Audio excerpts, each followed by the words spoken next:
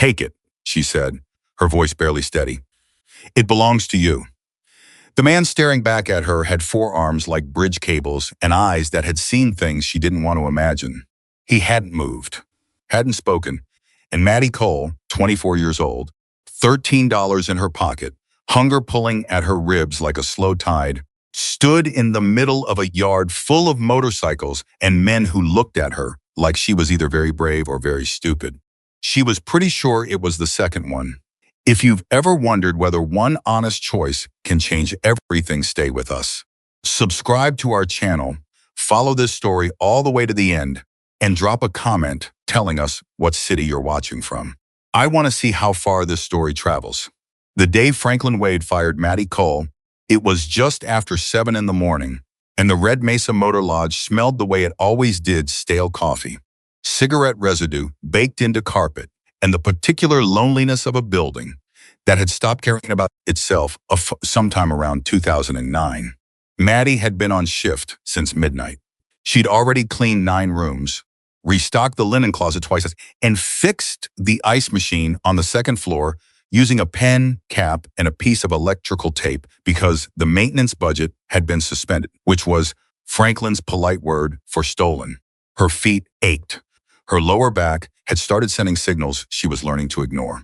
And she was standing behind the front desk, going over the previous night's guest ledger, when Franklin walked in from the parking lot, smoothing his bolo tie the way he always did when he was about to say something he'd already decided couldn't be argued with.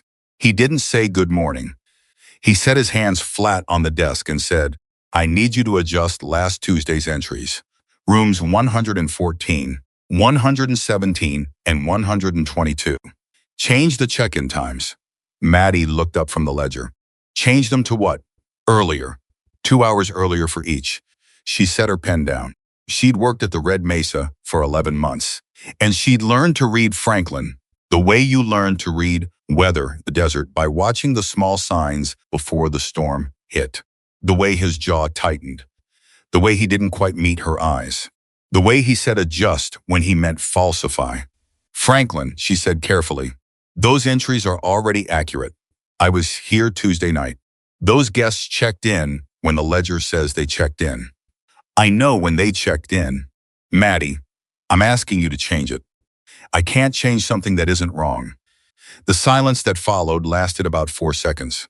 In those 4 seconds, Maddie watched Franklin decide something. She saw it move across his face, a calculation, not an emotion. And then he straightened up and looked at her with the expression of a man who'd already moved on to whatever came next. "Clean out your locker," he said. "You're done here." She didn't argue. She'd been prepared for this possibility ever since the night 2 months ago when she'd found the discrepancy in the cleaning supply invoices charges for commercial-grade disinfectant from a company that, when she looked it up, didn't appear to have a physical address, a phone number, or any record of actually supplying anything to anyone. She'd written it down in her own notebook. She hadn't said anything yet, but she'd written it down. She took her jacket from the hook behind the desk. She took the small framed photograph of her mother from the corner of the staff room she'd been allowed to use as a break area. She walked out through the lobby without looking back, and she stood in the parking lot with the sun just beginning to push itself over the eastern ridge and thought, with a clarity that surprised her, now what? The honest answer was that there was nothing. No car had broken down 8 months ago, and she couldn't afford to fix it. No family her mother had died 14 months earlier, and there was no one else. No savings beyond the $38 she had in a bank account, minus the $25 she owed for her phone bill, leaving $13. The room she'd been renting above a laundromat on Mineral Street cost $310 a month, and rent was due in 9 days. She started walking, not toward anything specific, just away from the motel parking lot, because standing still felt like giving up. And Maddie Cole had been refusing to give up for so long it had become the central organizing principle of her life. She walked the way people walk when they're thinking hard and moving their body to keep their mind from locking up fast, rhythmic, head down, hands in the pockets of her jacket. She took the old quarry road without really deciding to. It was the long way back to town, but it ran through quieter land, scrub brush, and red rock, and the remains of the highway that had been rerouted after the wildfire 12 years ago, and Maddie needed quiet more than she needed efficiency right now. She needed to think. The wildfire had come through this part of Red Mesa in the late summer of a year that people still referred to simply as that year, as if naming it would bring it back. It had taken 11 structures, 3,000 acres of grassland, and 4 lives, including a 22-year-old named Daniel Mercer, who had gone back into the fire to pull out a family whose car had stalled on the old quarry road. There was still a memorial out here somewhere. She'd heard about it but never seen it. Flowers and photographs, weathered down to almost nothing now. Wooden crosses gone gray, the kind of place that the highway department kept intending to clean up and never quite got around to. She wasn't thinking about the memorial. She was thinking about the invoice discrepancy, about the look on Franklin's face when she'd refused him, about whether there was any job in Red Mesa she hadn't already tried and been turned away from, about whether she could call the county employment office before it closed today, about whether the woman at St. Agatha's food pantry would remember her from last year and whether that would make it harder or easier to walk back through that door. She was thinking so hard that she almost stepped on it. It was the flash of gold that stopped her. Just a glint, half buried in the ash-pale gravel at the shoulder of the road. Near what remained of the memorial, a circle of burned wood and scorched silk flowers, the kind of wreckage that a wildfire leaves behind when it passes through something people loved. The gold was catching the early light at an angle that made it look, for just a moment, like an ember that hadn't gone out. Maddie crouched down. It was a ring, heavy, substantial, the kind of ring that meant something when someone put it on. She worked it free from the gravel carefully. The way you'd handle something you sensed mattered, even before you knew why. The ash came off on her fingers, gray and fine. She rubbed the ring against her jacket. The design was unmistakable, a winged skull, detailed and fierce, the kind of image that belonged to a very specific world. The metal was gold, real gold, not plated, she could tell from the weight. Around the outside of the band, raised letters spelled out Hell's Angels. She turned it over to look inside. The inscription was small but clear, DM to RM Brothers, beyond the road. Maddie sat back on her heels in the gravel and held the ring in her palm and looked at it for a long time. She knew what it was worth, not because she had any particular expertise in jewelry, but because she had the kind of practical, urgent knowledge of value that belongs to people who have had very little money for a very long time. This ring was worth real money, significant money. The gold alone, at current prices, was substantial, but the craftsmanship and the design and the weight of it suggested that the actual value would be considerably higher. She also knew what the inscription meant. Not the specific names, not yet, but she understood, without needing anyone to explain it to her, that this was not an ordinary piece of jewelry. Motorcycle club rings weren't decorative. They were relational. They were the physical record of a bond that the people who wore them considered binding in ways that the rest of the world didn't always have a category for.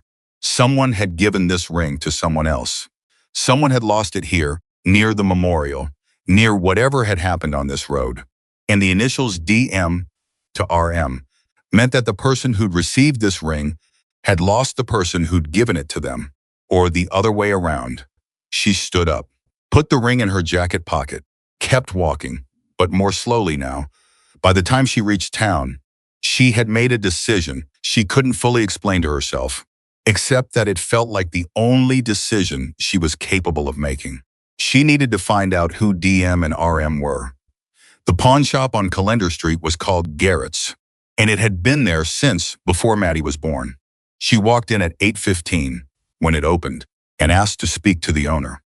An older man with bifocals and careful hands came out from the back and looked at the ring she set on the glass counter without saying anything for almost 30 seconds. Then he said, "Where'd you get this?" "Found it," Maddie said, "on the old quarry road near the memorial." He picked it up and turned it under the light. He looked at the inscription. He set it down and looked at Maddie over the top of his glasses. I can give you $2,800 for it, he said. Cash. Today. $2,800. The number landed in Maddie's chest like something physical. That was 9 months of rent. That was a used car with enough left over for insurance. That was time, the one thing she never had enough of. She picked the ring up and put it back in her pocket. I need to find out who this belongs to first, she said. The pawn shop owner looked at her for a moment. Then he said, quietly, young lady, I know what club that ring comes from. I know what those initials probably mean. You don't want that conversation? Maybe not, Maddie said. But I'm going to have it anyway. She thanked him and walked out. The information wasn't hard to find if you were willing to ask the right people. Red Mesa was a small town, and the Hells Angels chapter that had been based here for 30-plus years was a fact of local life, the way the highway and the old copper mine were faxed things people had feelings about but didn't pretend weren't there. She asked the woman at the diner counter first, because the woman at the diner counter had worked that counter since the mid-90s and knew everything about everybody within a 40-mile radius. The woman listened to Maddie describe the ring, and her expression went through several changes before settling on something carefully neutral. The initials RM, the woman said, Raymond Mercer. He's the president of the local chapter. Has been for a long time. And D. The woman was quiet for a moment. Daniel Mercer. His younger brother died in the wildfire. He's the memorials for the one who went back in for that family. Maddie sat with that for a second. The ring had been at the memorial. DM to RM, the dead brother to the living one. She thought about what that meant, about what it would mean to lose something like that. Where do I find Raymond Mercer? She asked. The woman looked at her with something that might have been pity or respect, or the specific combination of both that older people sometimes felt for younger people who were about to do something inadvisable. Honey, she said, everybody in this county knows where their compound is. But I'll tell you what everybody in this county also knows. You don't just walk up to that gate. I understand, Maddie said. Do you? No, Maddie said honestly. But I'm going anyway. She heard the place before she saw it. The sound of engines, not running but idling in memory, the way a place holds the sounds that are most native to it. A compound was the right word. There was a perimeter fence, a heavy gate with a camera, and beyond it, a main building and a garage that had the purposeful, self-contained quality of a place that had been made to last. There were motorcycles everywhere, parked in rows, parked in clusters, a few with their engines open on lifts inside the garage where a large sliding door had been pulled back.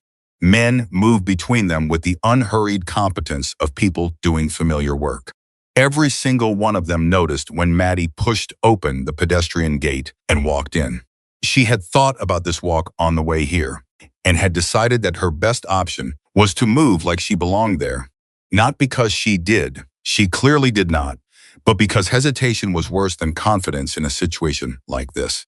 And she'd spent enough time in difficult situations to know that the moment you stopped moving was the moment things went wrong.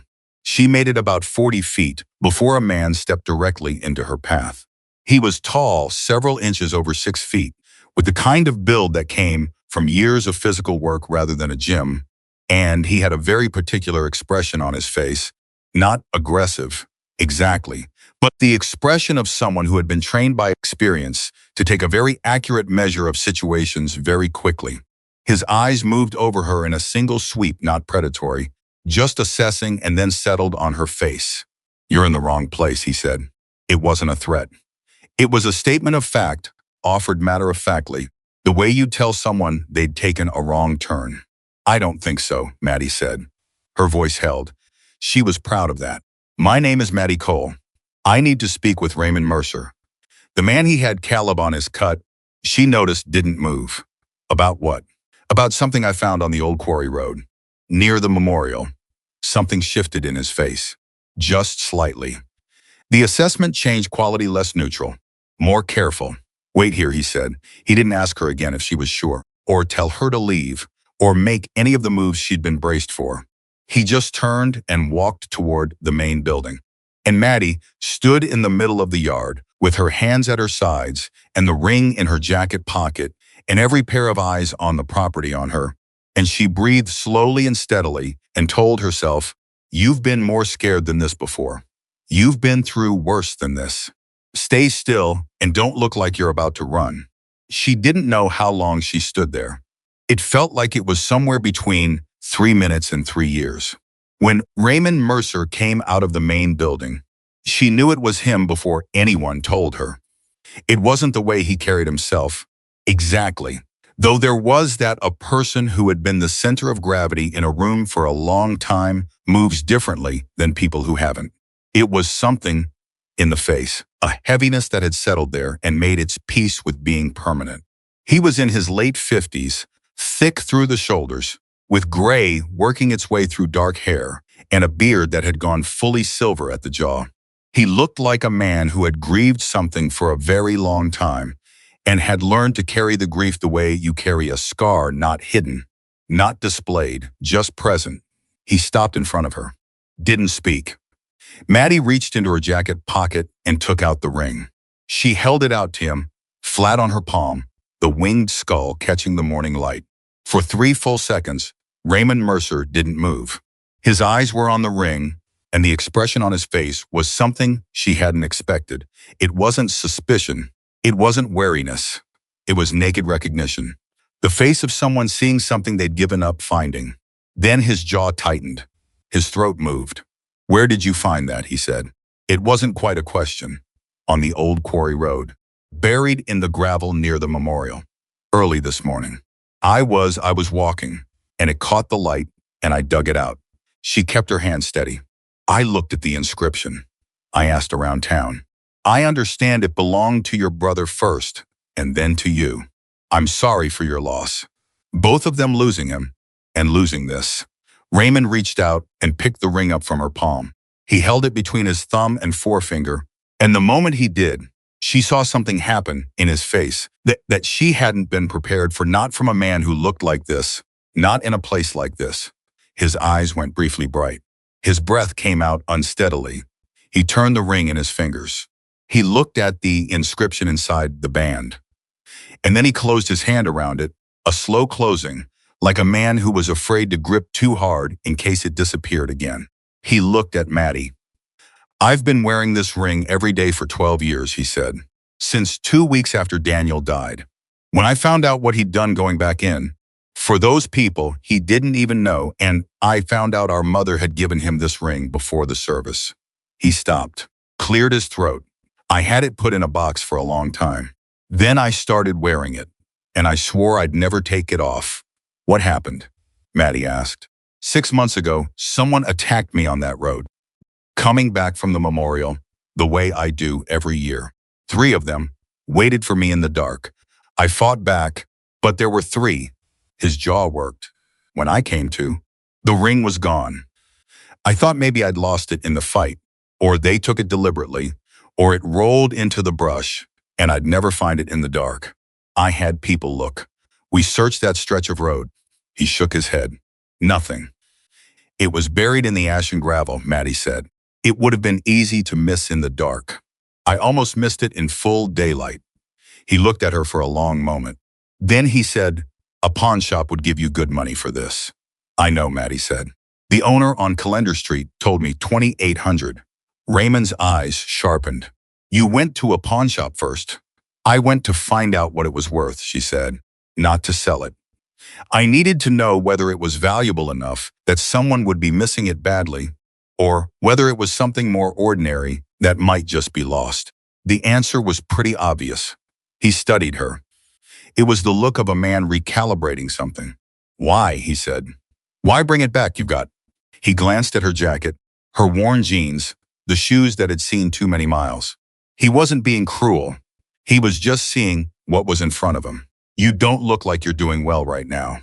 "I'm not," Maddie said. "I got fired this morning. I've got $13. My rent's due in 9 days. She met his eyes, but being desperate doesn't make it mine. The yard was quiet. She could feel the attention of every man present as a physical weight, but she didn't look away from Raymond. He turned the ring once more in his hand. Then he slid it onto his finger, and the breath he let out when it settled back into place was the quietest, most private sound she'd heard from another person in a long time. "Come inside," he said.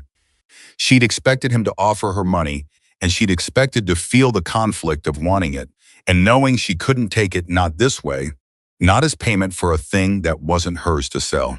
What she hadn't expected was the man himself. Raymond Mercer sat across from her at a long table in the club's main room and didn't make her feel small.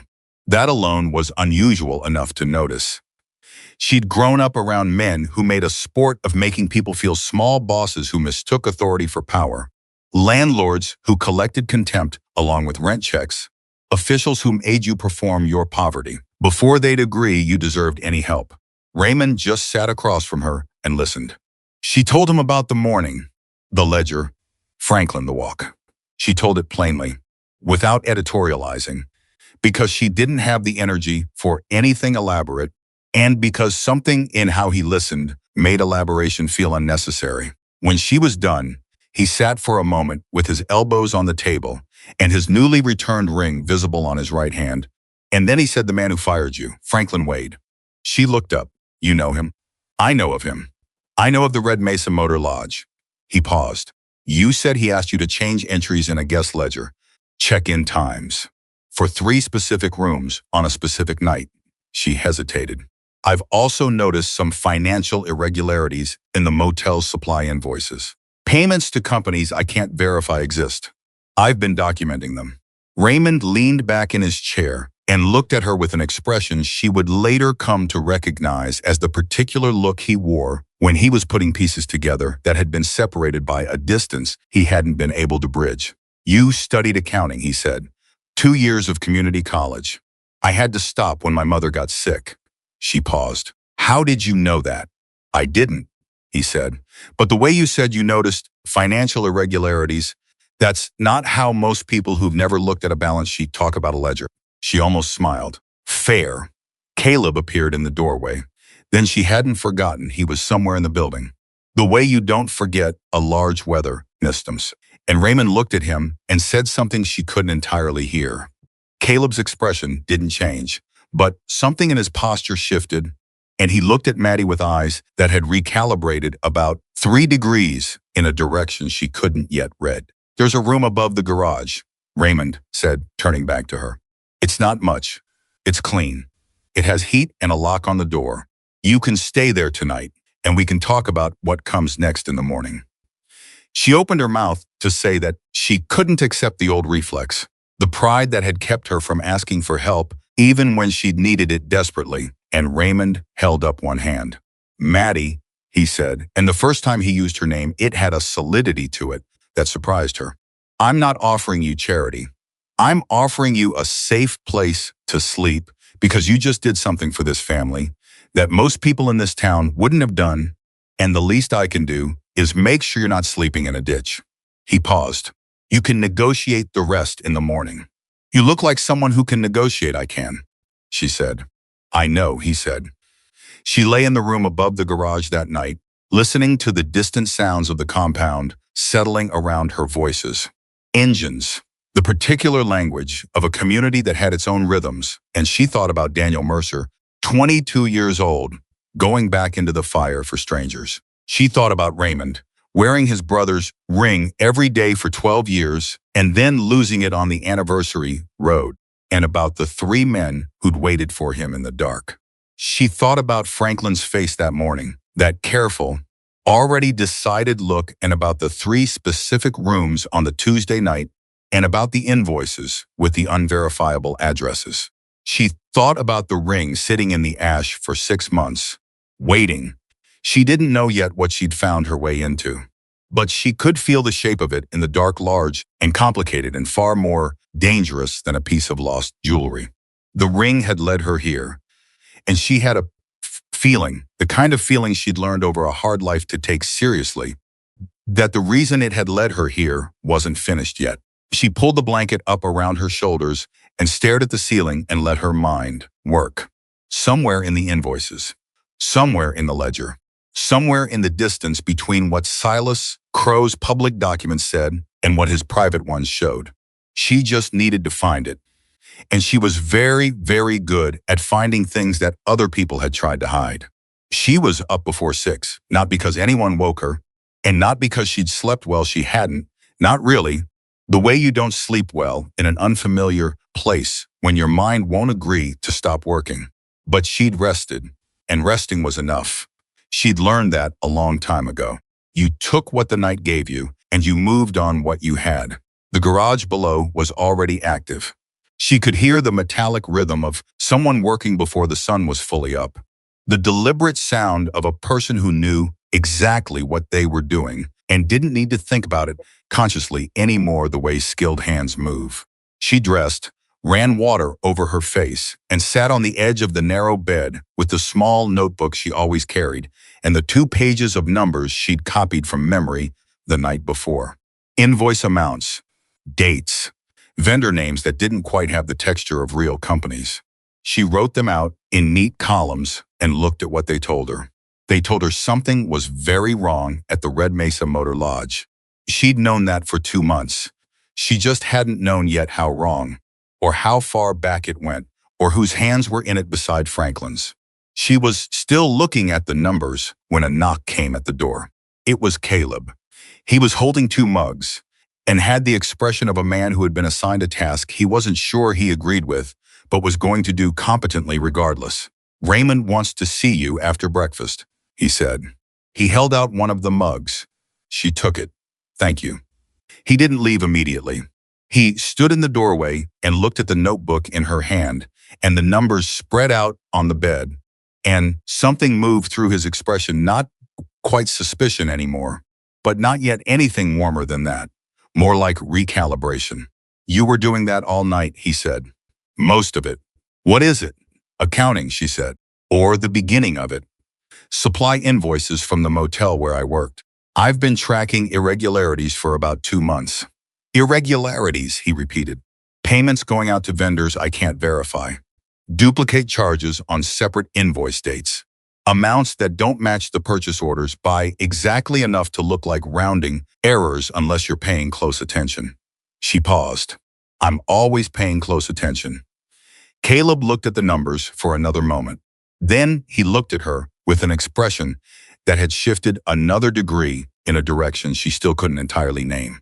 "Raymond's going to want to hear all of that," he said. "I figured," Maddie said. "Tell him I'll be down in 10 minutes." He left.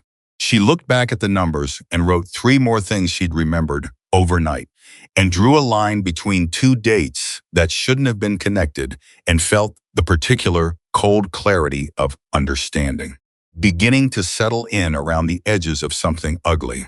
Raymond was at the long table again when she came down, and there was food this time, actual food, eggs and toast and coffee that was considerably better than anything the Red Mesa Motor Lodge had offered its staff. 2 other men she didn't know yet were at the far end of the table, talking in low voices about a delivery schedule. They looked up when she came in and then looked away, which she appreciated. She sat across from Raymond and put her notebook on the table between them. "Tell me about the attack," she said. "6 months ago, on the old quarry road. Everything you remember." He looked at her steadily. "Good morning to you too." "Sorry," she said. "Good morning." "Tell me about the attack." Something in his face relaxed, not into warmth exactly, but into a kind of respect. He poured himself more coffee and sat back. "It was the anniversary of Daniel's death. I always go to the memorial alone. It's personal, not a club event. I parked up the road and walked down. On the way back, 3 men came out of the brush. They knew where I was going to be. They knew I'd be alone." He paused. "They were professionals, not random. One of them was very specifically interested in getting the ring off my hand. He took it deliberately," Maddie said. "He tried. I didn't make it easy." His jaw tightened. "But there were 3 of them, and I was already down. He got it off, or he thought he did. Except it ended up in the gravel near the memorial," Maddie said. 6 months of searching and it was right there." "It wasn't there 6 months ago," Raymond said. "We searched that stretch within 2 days of the attack. Professional search, not just a walkthrough. The ring was not there." Maddie went still. She ran that back through her mind once, carefully. looked at it from several angles. Someone put it there, she said. Recently, deliberately, Raymond watched her. Why? She said, mostly to herself. Then what's on that land? The land near the memorial, the stretch of old quarry road. The two men at the far end of the table had stopped talking. Raymond said, it's the edge of a parcel that's been disputed for about 4 years. The club owns the central portion. We've held it since the 70s. There's been pressure from a development group to sell. The pressure has gotten considerably less polite in the last 18 months. Who's the development group? The public face of it is a company called Red Mesa Future Partners. The man behind it is Silas Crow.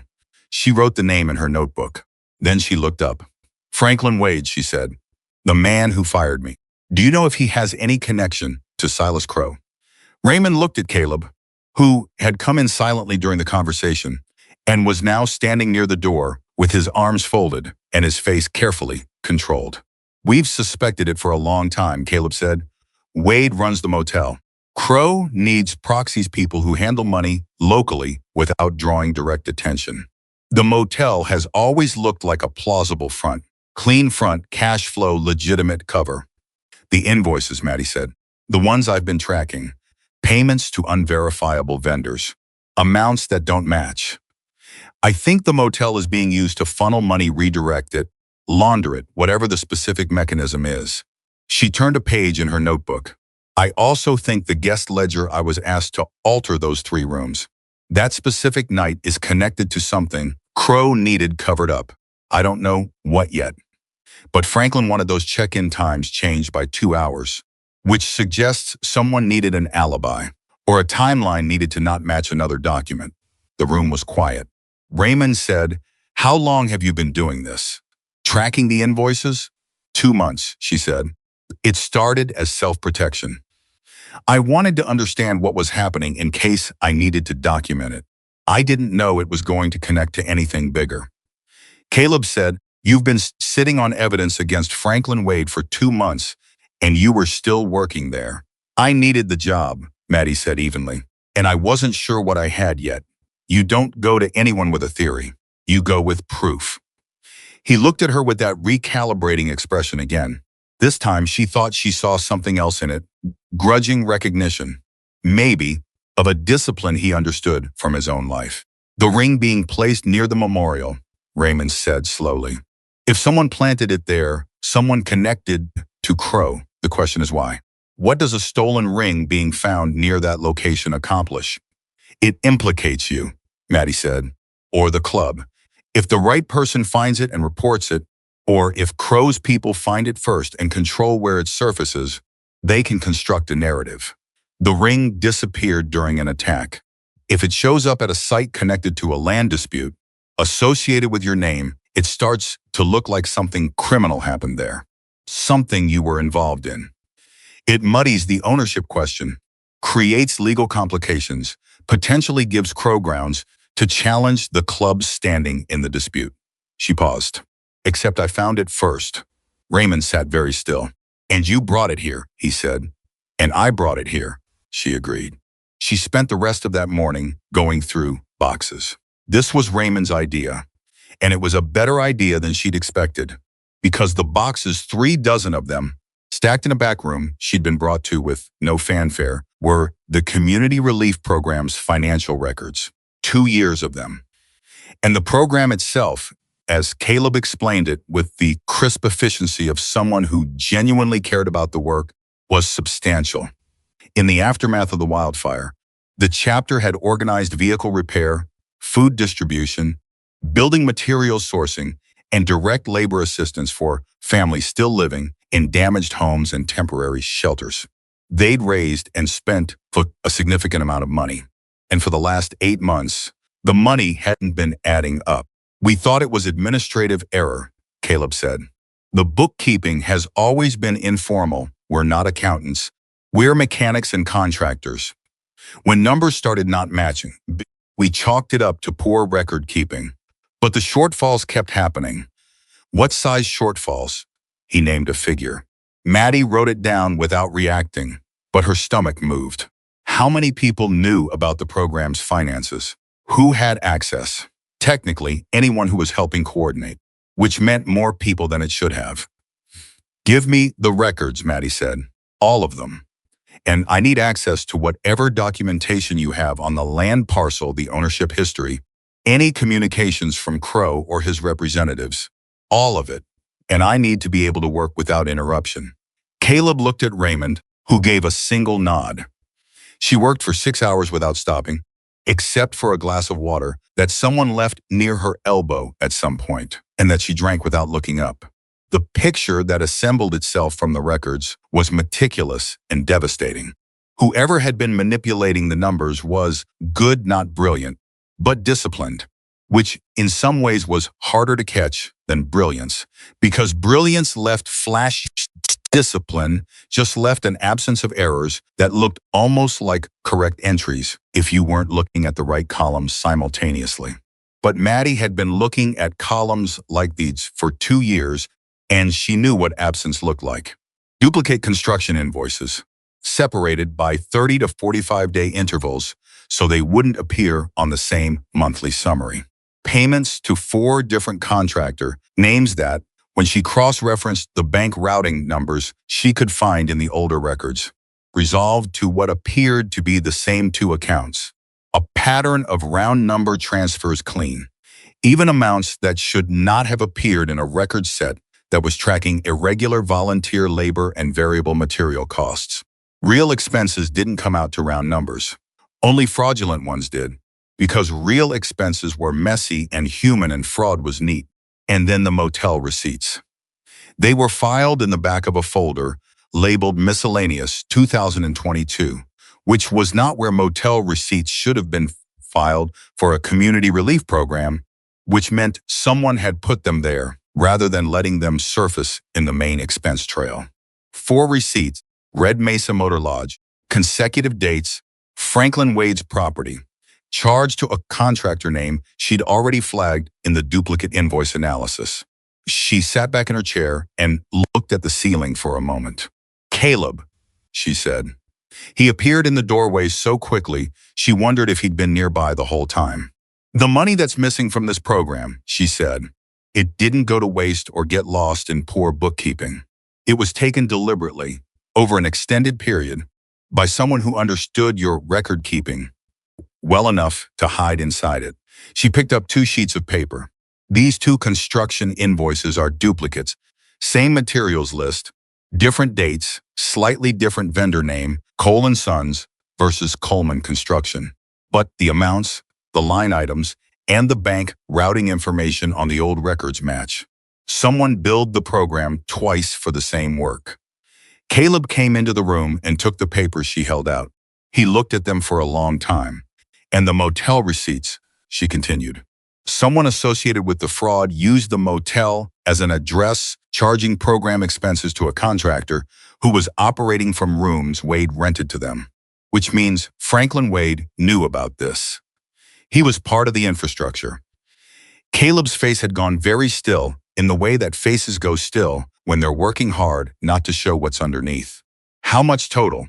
He said. She told him. He put the papers down on the table carefully, the way you set something down when you don't trust your hands to be steady. Raymond needs to hear this, he said. I know, Maddie said, but I need one more thing first. She looked at him directly.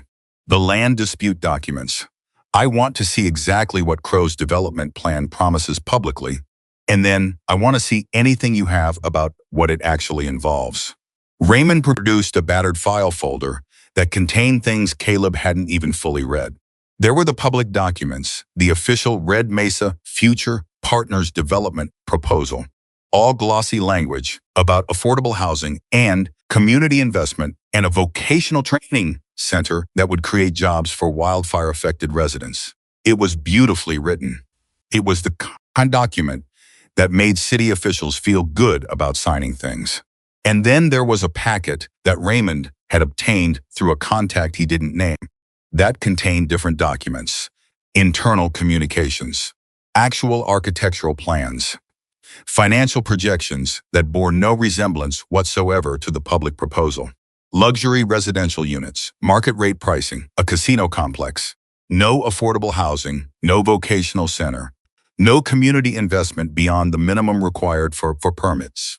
And at the center of the plan, the land parcel, the club's land. The land that contained the memorial where Daniel Mercer had died, where 3 other people had also died, where families of wildfire victims had placed photographs and names and had been coming to grieve for 12 years. Crow needed that land. Without it, the northern access corridor for the casino complex didn't work. He'd known this for at least 2 years. He'd been working toward acquiring it by any means available, starting with purchase offers, moving to legal pressure, and then to something that looked, in retrospect, like orchestrated criminal activity designed to compromise the club's legal standing and community reputation at the same time. The attack on you, Maddie said to Raymond. The ring. The planted evidence. The fraud in the relief program, which does 2 things simultaneously. It diverts money meant for wildfire victims, and it creates a paper trail that, if discovered the wrong way, makes it look like the club was running a financial scheme. She set the internal development documents down on the table. Silas Crow isn't just trying to buy your land. He's trying to destroy your credibility completely so that any legal fight you mount looks like criminals resisting legitimate development. Raymond looked at the documents for a long moment. He's been planning this for 2 years, he said. At least, Maddie said. And Franklin Wade has been his local operator the entire time. The motel is the hub. That's where the paper trail runs through. And that's why Franklin needed me to change those check-in times, because something happened at the motel on that Tuesday night that Crow needs a different timeline for. What happened? Caleb said. I don't know yet, Maddie said. But I think I know where to find out. She looked at them both. Caleb's expression had completed its long recalibration, and what it had settled into was something she hadn't seen aimed at her from anyone in a long time, the particular look of someone who has decided on evidence that they can trust you. Not entirely, not yet, but enough. Enough to move forward. There's a records room at the motel, she said, in the basement. Franklin keeps physical copies of everything he doesn't trust digital. He never has. I know where the room is. I know the filing system. She paused. I also know that Franklin has no idea I've been paying this much attention. That's either an advantage or a problem, Caleb said. It's an advantage, Maddie said. Right up until it isn't. He almost smiled. Just barely. Just enough to change the quality of the silence in the room. You'd need someone with you, he said. You can't go back to that motel alone. I know, she said. I was going to ask. You were going to ask me. You seemed like the right person. He looked at her for a moment with that nearly a smile that was somehow more expressive than an actual one. And then he said, yeah, okay. But before they could plan anything, the world outside caught up with them. It was late afternoon when one of the club's younger members, a kid named Torres, who couldn't have been more than 22, came through the back door with the compressed, careful energy of someone carrying bad news and trying to contain it.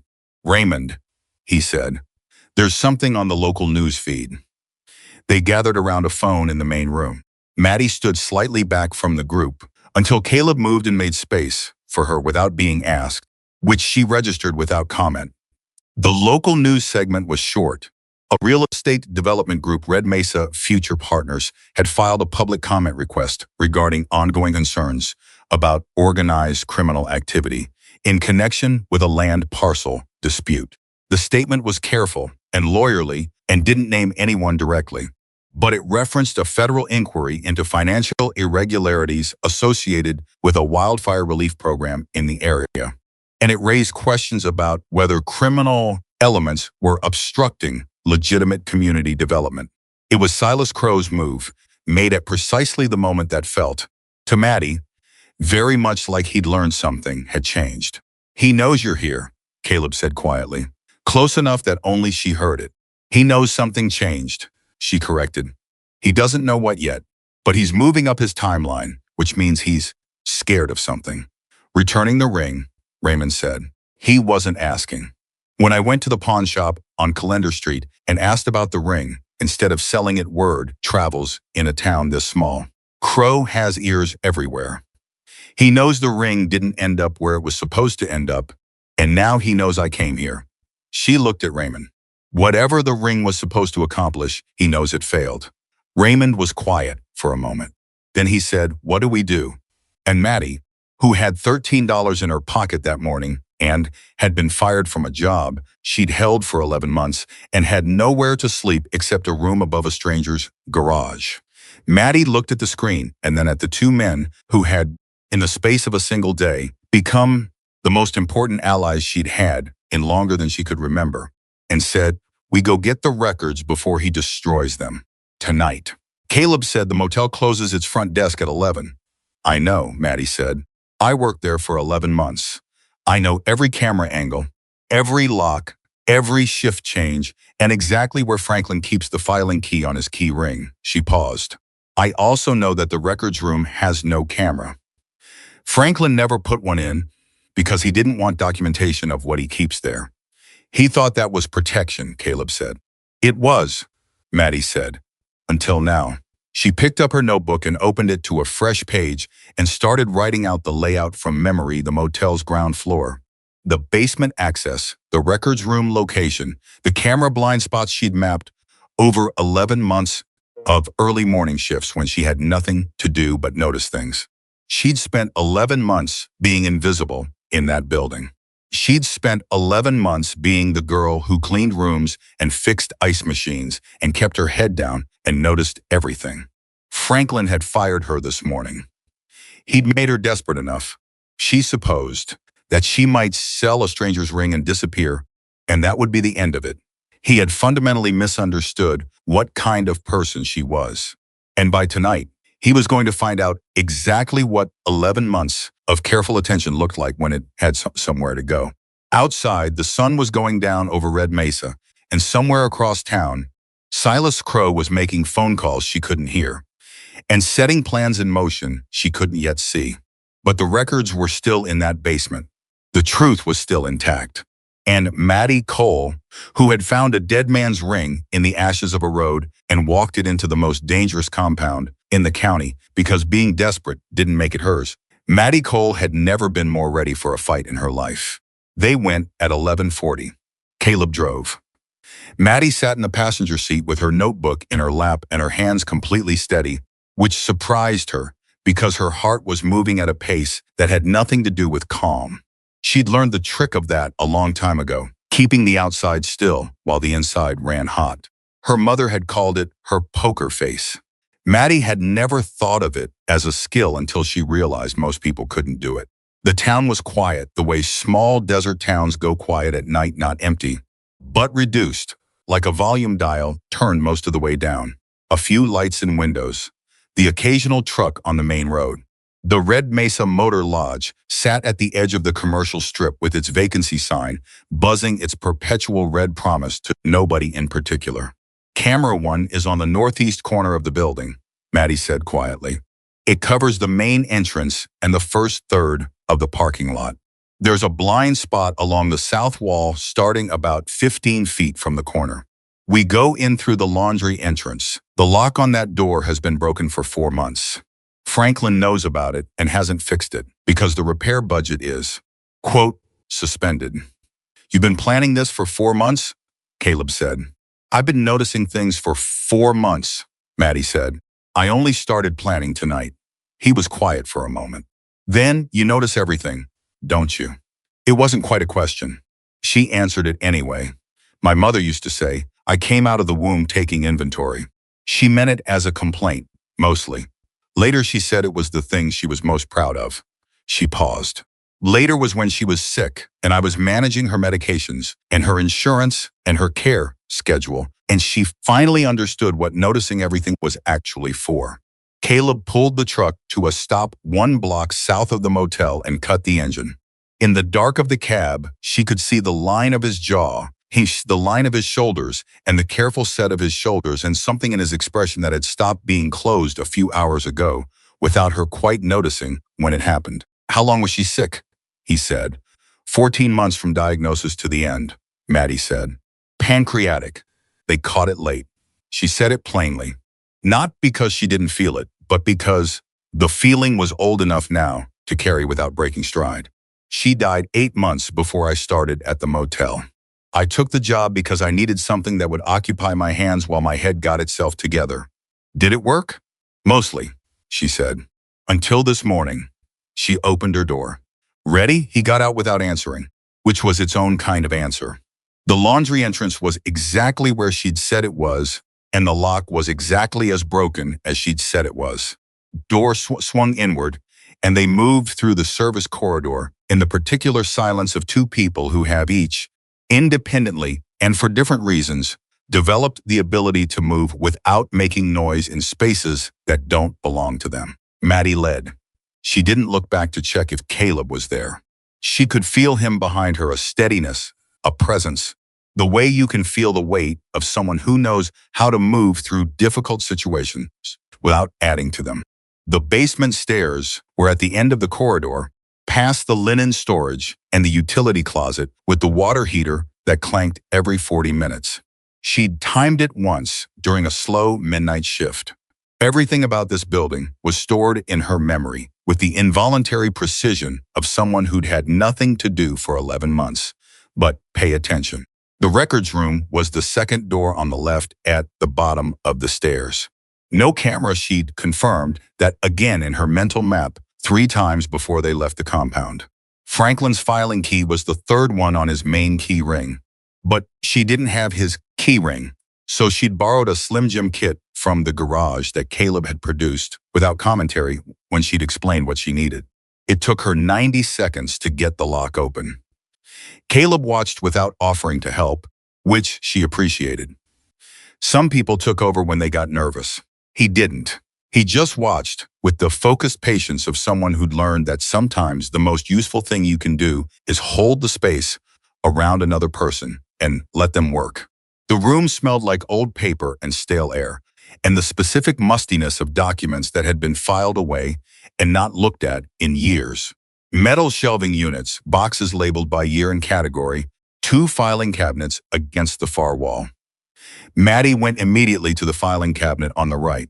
2022 and 2023, she said quietly. That's the time frame I need. She found the first folder inside 4 minutes. It was thicker than it should have been for its label, contractor correspondence.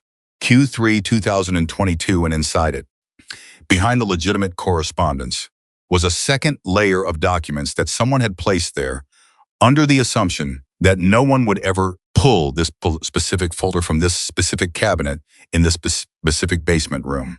The assumption was wrong. She worked through them systematically, the way she did everything, not rushing, not skipping, reading each page for what it said and what it didn't say, and what it implied by its relationship to the pages around it. Caleb stood behind her at an angle that let him see the door and also see what she was reading, and she registered dimly that he'd positioned himself this way without being asked, and that it was exactly the right position for exactly the right reasons. The ledgers were there.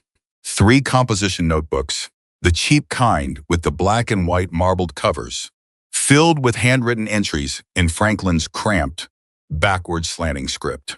Dates, amounts, initials, not names. Never names, just initials, and beside them, brief descriptions of what the money was for.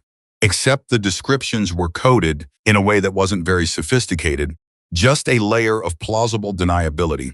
Materials when the money was going to Crow's accounts, maintenance when it was being redirected from the relief program, consulting for payments she suspected were going directly to the people who'd attacked Raymond on the old quarry road. She photographed every page on her phone. Her hands were still steady. Then she found the storage receipt. It was tucked into the back cover of the third notebook, folded twice. A commercial storage facility on the east side of town. A unit number. A date 2 days before the anniversary of Daniel Mercer's death, 6 months ago. And a customer name that wasn't Franklin's and wasn't Crow's, but that she recognized from the relief program's fraudulent vendor list. This is a storage receipt, she said. Caleb looked over her shoulder. For what? I don't know yet. But it's dated 2 days before Raymond was attacked. And the name on it is one of the fake vendor names from the relief program fraud. She photographed it. Caleb. If there's security footage attached to this storage facility footage from around the time Raymond was attacked, it would show whoever accessed that unit. And whatever is in that unit might tell us why. She was already reaching for the next folder when she heard it. Footsteps on the basement stairs. Not fast, not slow. Measured. Confident. The footsteps of someone who walked this basement like they owned it, which of course, technically, Franklin Wade did. Caleb moved. He was beside the door in 2 steps, positioned flat against the wall where the door's swing would block him. And Maddie looked at the shelving unit and made a decision in the half second she had available and stepped sideways into the gap between 2 shelving units and went still. The door opened. Franklin Wade turned on the light. He stood in the doorway looking at his records room, and Maddie watched him from between the shelves and saw the moment his eyes found the open filing cabinet and the folder she'd left on the top of the cabinet rather than replacing it, and saw his face go through several changes in rapid succession: confusion, recognition, and then something colder and more deliberate. He stepped fully into the room. He looked at the open cabinet. He picked up the folder and looked at what remained in it, and then at the floor, as if measuring what was missing. Then he turned around. He looked directly at Maddie. She stepped out from between the shelves because there was no point in the alternative, and she held her phone in her right hand, with the screen dark and her notebook in her left, and she looked at Franklin Wade across 4 feet of basement records room and felt something settle in her chest, not bravery. Exactly, but the particular calm that comes when you realize you are past the point where being afraid changes anything. "Hello, Franklin," she said. He stared at her. Then he looked at the folder in his hands. Then he looked at her phone. "How much did you see?" he said. "All of it," she said. His expression went through another set of calculations. He was a deliberate man.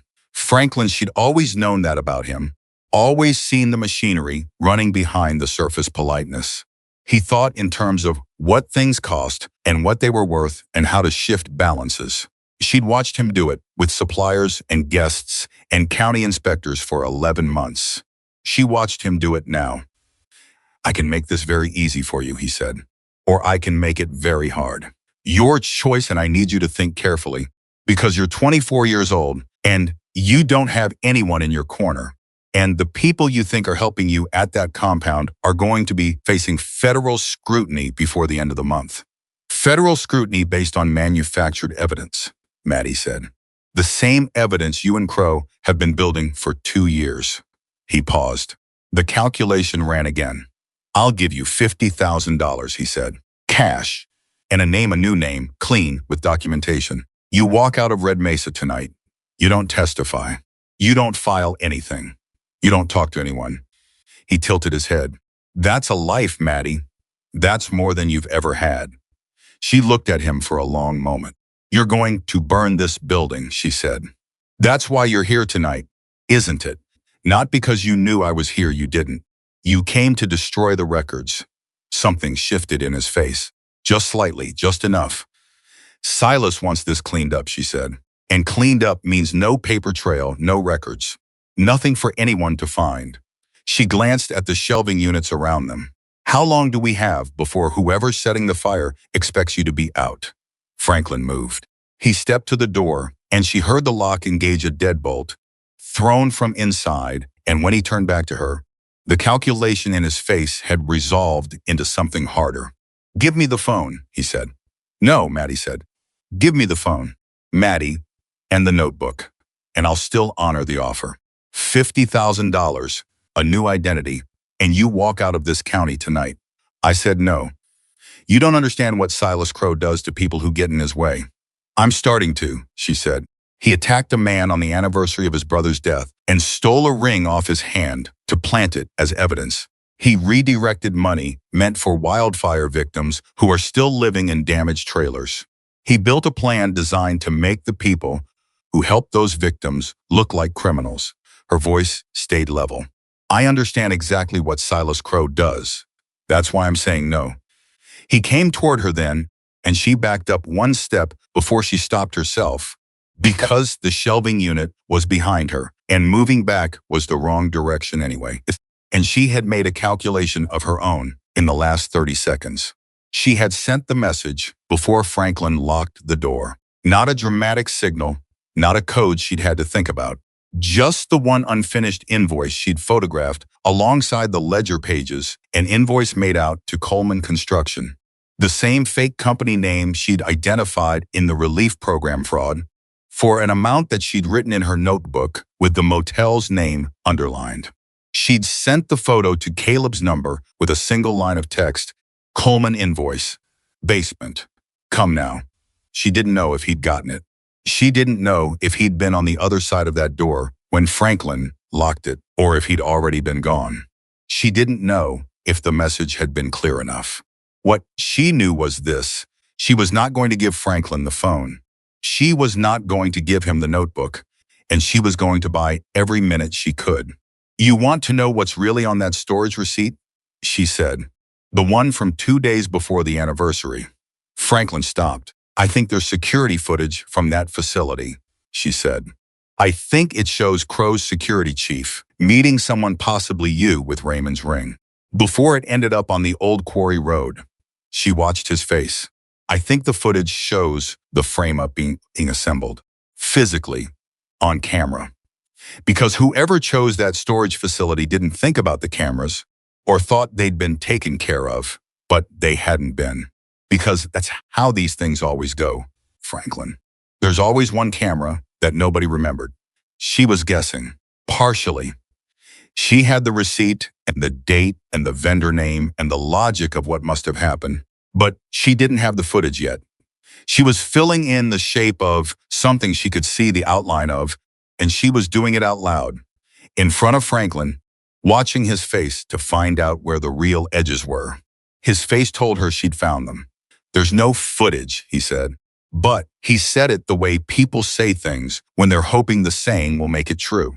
I think there is, Maddie said. And I think once the federal investigators pull it, they're going to have everything they need. The ledgers, the invoices, the storage footage. And she held up her phone this conversation, which I started recording the moment you offered me $50,000. The silence that followed was the loudest silence she'd ever stood inside. Franklin's face did something she hadn't seen it do before. The machinery behind the surface stopped running its calculations. And for a moment, just a moment, the man underneath showed through. And what she saw there was not malicious or monstrous. It was just afraid. Profoundly, cornily afraid. The fear of a man who had made a series of choices, thinking each one was the last one he'd have to make, and had now run out of exits. Then she smelled smoke. It was faint at first, just a suggestion, the ghost of something burning somewhere above them, and then it wasn't faint.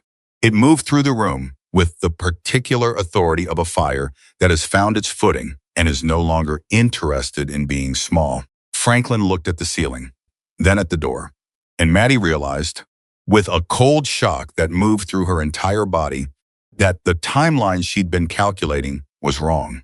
Whoever Silas had sent to burn the building had not been waiting for Franklin to leave. They had come on their own schedule.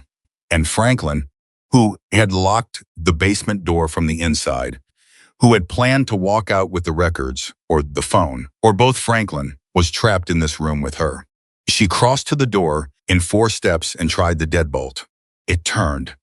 She pulled the door open, and the smoke came down the stairwell in a wall gray, purposeful, from a fire that was already established on the ground floor above them. She heard Caleb before she saw him. His voice came through the smoke. Close, urgent, Maddie. Maddie, here, she shouted. Bottom of the stairs. He came down through the smoke with his arm over his face and found her at the door. And for 1 second, just one, his hand closed around her arm, and she felt the full force of the relief in that grip. The particular quality of someone who has been genuinely frightened for another person and is trying not to show how frightened they were. Then he looked past her at Franklin, who was standing in the middle of the records room, with the composition notebooks still in his hands and smoke beginning to gather at the ceiling above him. Bring him, Maddie said. He has evidence in his hands. He's not leaving it. Caleb looked at Franklin. Franklin looked at Caleb. Something passed between them that Maddie didn't entirely catch something in the register of men assessing situations they can't back out of. Let's go, Caleb said to Franklin. Not aggressive, just final. They went up through the smoke together. Caleb kept himself between Maddie and the worst of it, and at the top of the stairs, the ground floor was lit with orange, at the far end the office side. The records side, burning fast, and they moved through the service corridor and out through the laundry entrance and into the cold night air. And Maddie bent forward with her hands on her knees and coughed until her eyes watered and her ribs ached. The parking lot was filling up. There were 2 fire trucks already coming. She could hear them, and a police cruiser, and a local news van that had apparently been monitoring the scanner, because of course it had. A town this size, a building this connected to a story this large, there was always someone monitoring the scanner. Franklin sat down on the curb with the composition notebooks in his lap and didn't try to run. Maddie thought that was probably because he'd already run the calculation and understood, somewhere between the basement and the night air, that the footage on her phone was more valuable than whatever escape he might manage tonight. She stood up straight and looked at the building. The office side was going fast, but the basement was concrete and metal shelving and not much to burn, and the records room had no window, no direct oxygen source, and a door she had pulled closed behind her. The records in that room were probably still intact. What happened next happened fast. The way things happen when a plan that has been built for 2 years begins to fracture along its structural lines. Silas Crowe held a press conference the following morning. He was composed, well-dressed, and terrifyingly plausible, exactly the kind of man who had spent years practicing the look of someone who had nothing to hide. He stood before a cluster of cameras and reporters and described the fire at the Red Mesa Motor Lodge as an act of criminal intimidation by organized elements who had been obstructing legitimate development in the county. He referenced the Hells Angels chapter by name. He described the ongoing land dispute. He implied, with careful legal distance, that Raymond Mercer's club had set the fire to destroy documents related to an ongoing financial inquiry. Raymond watched the press conference from the main room of the compound with 7 of his people around him and the specific, controlled stillness of a man who has spent decades learning not to react to provocations designed to produce a reaction. He's trying to get us to respond publicly, Caleb said. Something loud enough to confirm what he's implying. I know, Raymond said. Maddie was watching from her chair in the corner, where she'd been since 5 in the morning, with her notebook and the photographs on her phone and a legal pad she'd borrowed from someone that was now covered in her small, precise handwriting. She'd slept approximately 2 hours. She didn't feel it. She felt something else, the sharp, clean clarity of a problem that has become sufficiently defined that the solution is visible. There's a public hearing, she said. The County Development Board. Crowe is presenting the final environmental and community impact assessment for the Red Mesa Future Partners project at the end of the week. It's open to public comment. Raymond looked at her. What are you saying? I'm saying that public hearings are on the record. Evidence submitted to public hearings becomes part of the public record. And Silas Crowe is going to walk into that room expecting to secure final approval for his project, and instead, he's going to find out that everything he thought was buried is going to be laid out in front of every official and camera in that room. She looked at the legal pad. I can build the presentation. I have the ledgers. I have the invoice analysis. I have the storage receipt. And I have Franklin's recorded statement. Franklin's recorded. Caleb started. His offer, Maddie said. $50,000 and a new identity. On my phone. From the basement, she paused. He basically confessed on tape while trying to bribe me. He was specific about what he was asking me not to testify about. That's admissible. The room was quiet for a moment. Then Raymond said, "You're not going in there alone." "Yes, I am," Maddie said. "And that's not negotiable." Because the one thing Silas wants more than anything else at this point is footage of the Hells Angels chapter showing up at a public hearing. That's his entire play. Now make this look like criminal intimidation of legitimate development. If you walk in there, He has his story. She looked at Raymond directly. If I walk in there alone, a 24-year-old woman with a legal pad and a phone, he has nothing. He has no story. He has no frame. Raymond held her gaze for a long moment. You walk in alone, he said. We're outside. That's fine, Maddie said. I just need you not to come in unless the building is on fire. Caleb said, from the corner, we've had enough of those. It was the first time she'd heard him make anything that approximated a joke. She filed it away. The public hearing was on a Friday morning in the county administration building, in a room that smelled of institutional carpet and years of decisions made by people who had been convinced that the right people were asking. Silas Crowe arrived with 4 attorneys and a presentation team and a row of supporters business attire who looked like they'd been selected for their ability to communicate stability. Maddie arrived alone, 11 minutes before the session opened, with a legal pad, her phone, a USB drive containing scanned copies of every document she'd photographed, and the particular expression of someone who has had a great deal of practice, looking like they belong in rooms where people have decided they don't. She signed up for public comment. The woman at the registration table looked at her signature and then at her face with the expression of someone trying to figure out how a person like this had gotten into a room like this. And Maddie gave her the polite, patient smile she'd perfected over 11 months of being underestimated and found her seat. Silas Crowe presented for 40 minutes.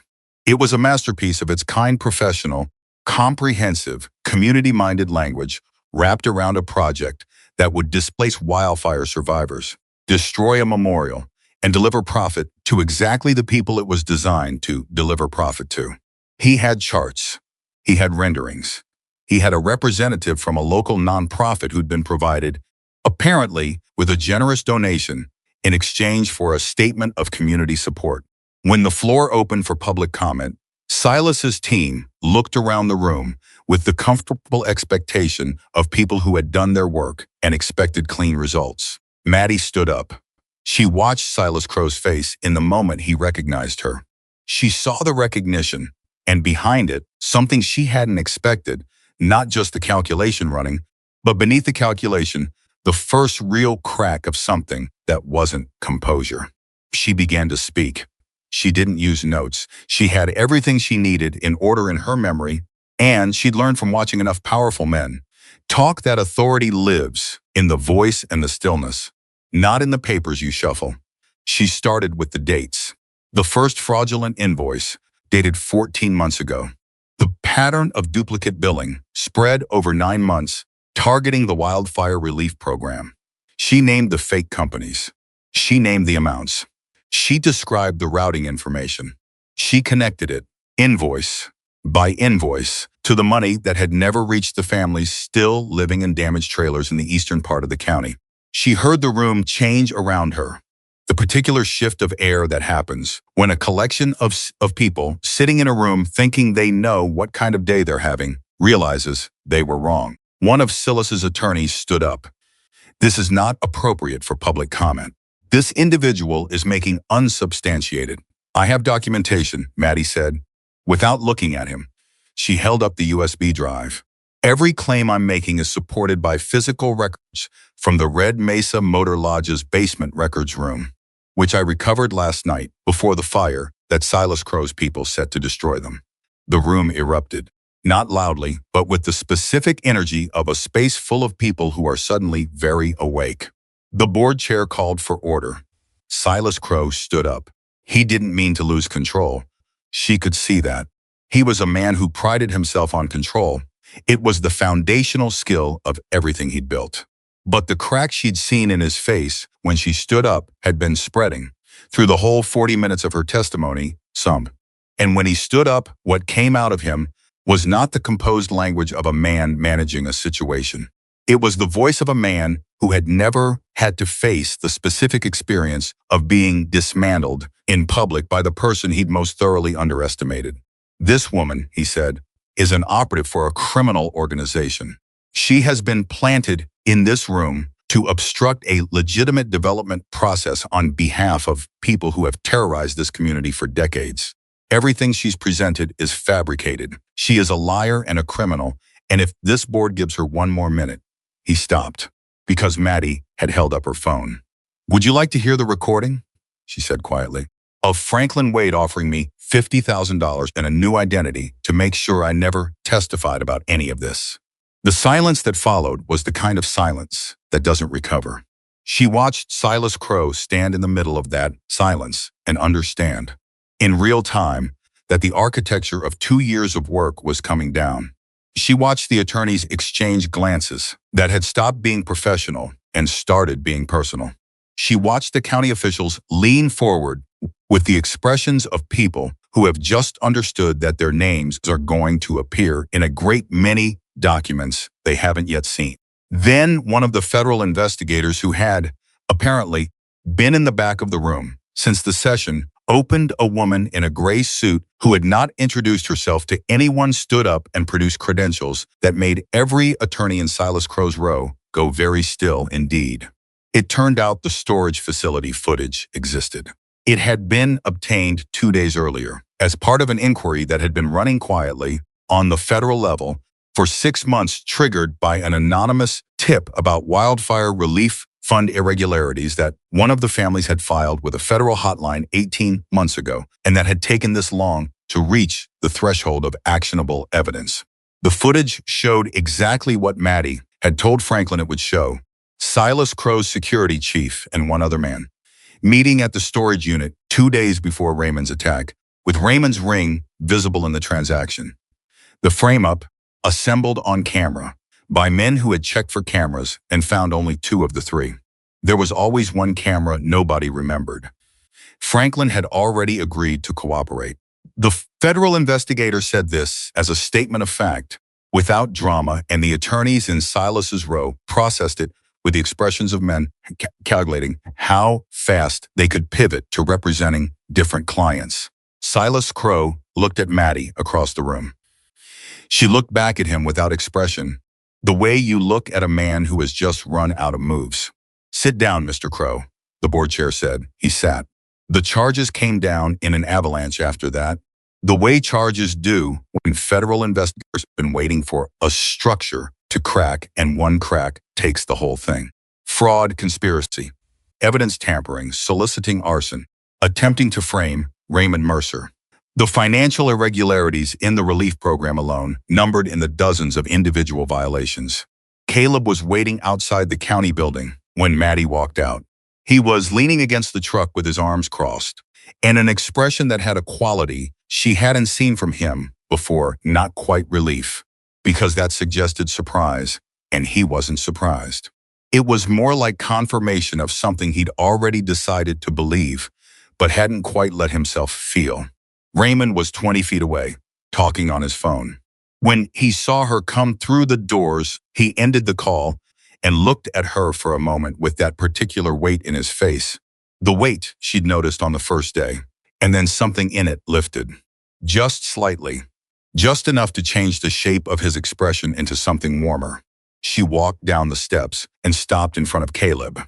"How'd it go?" he said. "He's in custody," she said. He nodded. He looked at her face with the careful attentiveness she'd come to recognize as the way he paid attention when something mattered to him. "You okay?" he said. She thought about it honestly, because he was asking honestly, and he deserved the same. "I'm okay," she said. I'm okay." He nodded again. And then, because it was Caleb, and he communicated everything important in the smallest possible gestures, he moved 2 inches to his left and stood beside her instead of in front of her, which put them both facing the same direction, side by side, looking out at a town that didn't yet know how much had just changed. Raymond came over and stood on her other side. He didn't say anything for a moment. The ring on his right hand caught the morning light Daniel's ring, back on the finger that had worn it for 12 years, back where it had always belonged. Then he said, "You know what I keep thinking about?" "What?" Maddie said. "You walked into my yard with $13 in your pocket. You'd just been fired. You hadn't eaten. You were scared you thought I couldn't see that. But I could." He was quiet for a moment, "And you still stood there and held out your hand with that ring. in it like it was the only thing in the world that mattered. Like the fact that you were starving had nothing to do with what was right. Maddie didn't say anything. That's the rarest thing there is, Raymond said. I've been alive 58 years. I've known a lot of people. That's the rarest thing.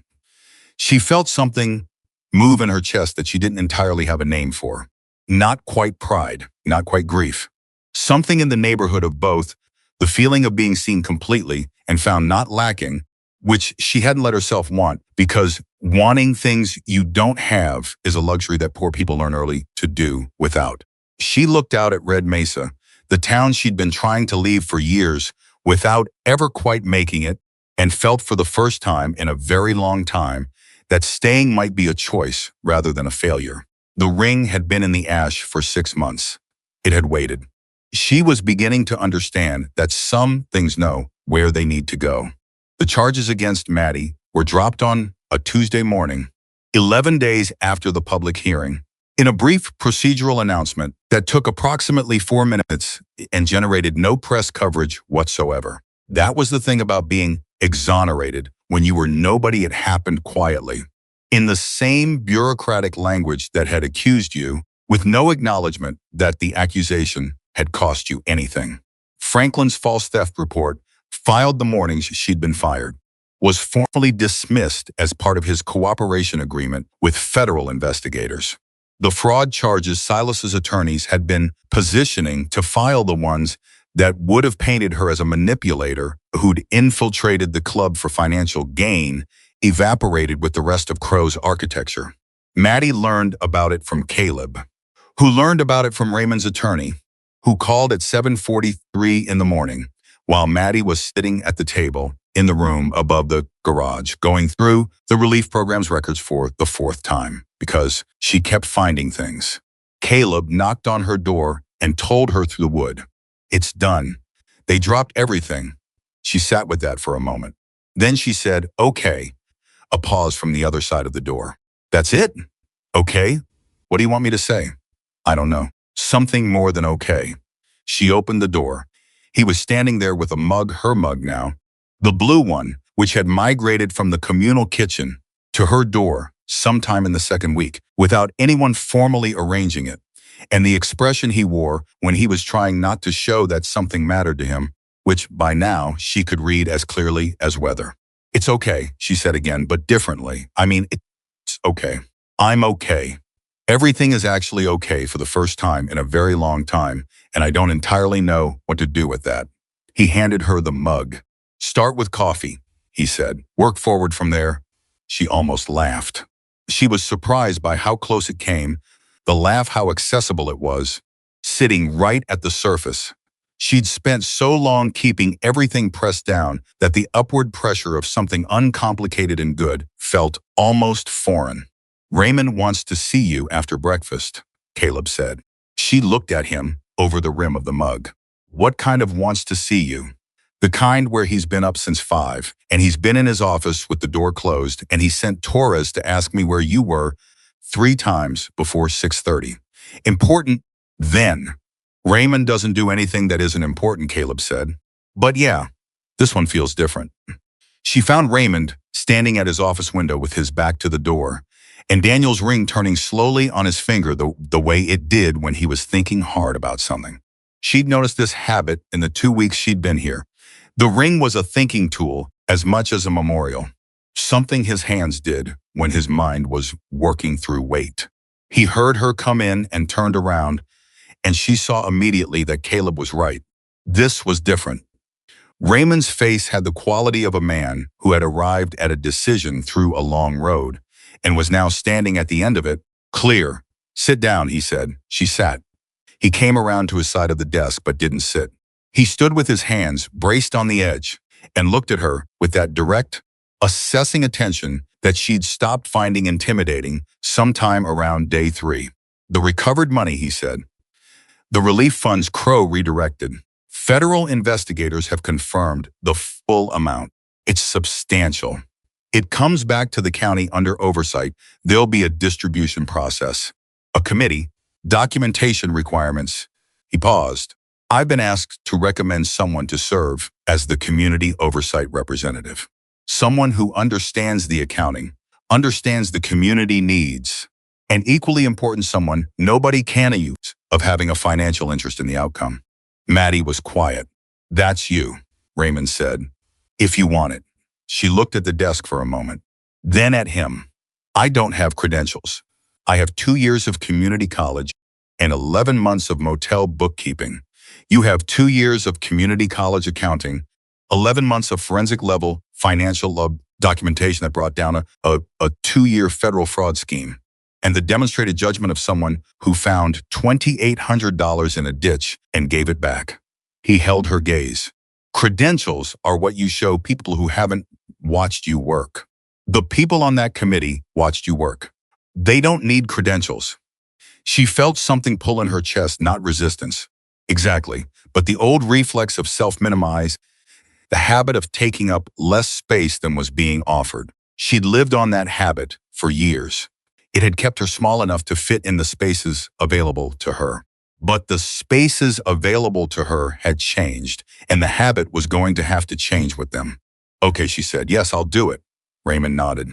He reached into his desk drawer and produced an envelope, which he set on the desk between them. There's also a financial reward, he said, from the club.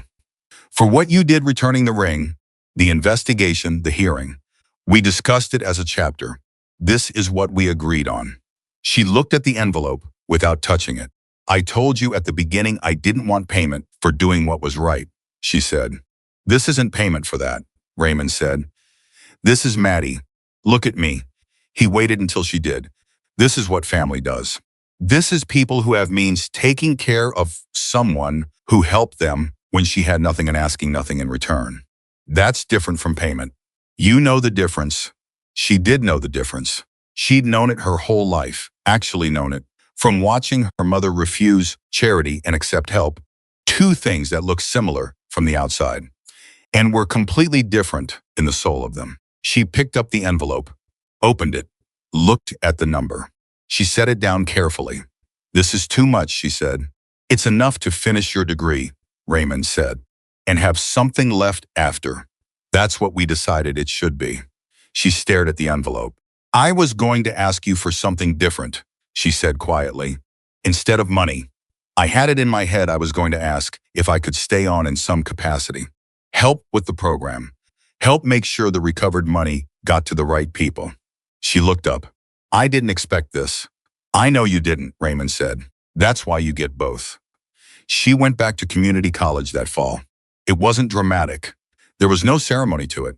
No triumphant montage. She just showed up on the first day of the semester with a backpack and her notebook and sat in the second row of an introductory accounting course she'd already covered 2 years ago. Because the college required her to re-enroll at the point she'd left, and she wasn't going to argue with the process. She'd learned that the process was the process, and you worked within it and you saved your arguments for the things that actually mattered. The professor noticed on the third day that she was finishing problems 20 minutes before everyone else and called her over after class. You've done this material before, the professor said. It wasn't a question. 2 years ago, Maddie said, I had to stop. Family situation. The professor, a compact woman in her 50s named Dr. Abrams, who had the no-nonsense efficiency of someone who'd spent decades watching students shortchange themselves, looked at her over her reading glasses. What are you doing with it? She said. The accounting. What's the end goal? Maddie told her. About the Daniel Mercer Community Foundation, which was still being formalized. About the oversight role. About the families in the eastern part of the county who were still, even now, living in structures that had been temporary for 12 years because the money meant to rebuild them had been redirected twice by people who were better at navigating bureaucracy than anyone fighting for the families was. Dr. Abrams listened without interrupting. Then she said, I'm teaching a nonprofit financial management seminar this spring, graduate level, but I can get you auditing access. Come find me in October. Maddie found her in October.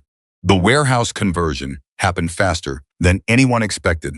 which was mostly because nobody had correctly accounted for what 40 motivated people with mechanical and construction skills could accomplish when they were working on something they Raymond had identified the building, a former auto parts warehouse, 2 blocks from the compound, empty for 7 years, owned by a member of the chapter who agreed to lease it at cost. Within 6 weeks of the idea being formally proposed, the Daniel Mercer Community Garage had working lifts, a functional classroom, a small office suite, and a kitchen. Because someone had pointed out that people learn better when they aren't hungry, which was the kind of practical wisdom that the Hells Angels chapter had in abundance and the nonprofit sector frequently lacked. The program was straightforward: free mechanical training for unemployed adults, priority given to wildfire-affected families and veterans. Certificate program, 8 weeks, with job placement assistance and a small stipend for people who couldn't afford to go 8 weeks without income. The stipend was Maddie's idea, and she'd built it into the budget with the particular personal experience of someone who understood from personal experience exactly why people dropped out of programs that didn't account for rent being due. Raymond asked her to be the financial manager. She said yes, with one condition. "I want full transparency," she said. "Every dollar in, every dollar out, publicly documented. Posted where anyone can see it. No exceptions, no we'll handle this informally. No," she looked at him steadily.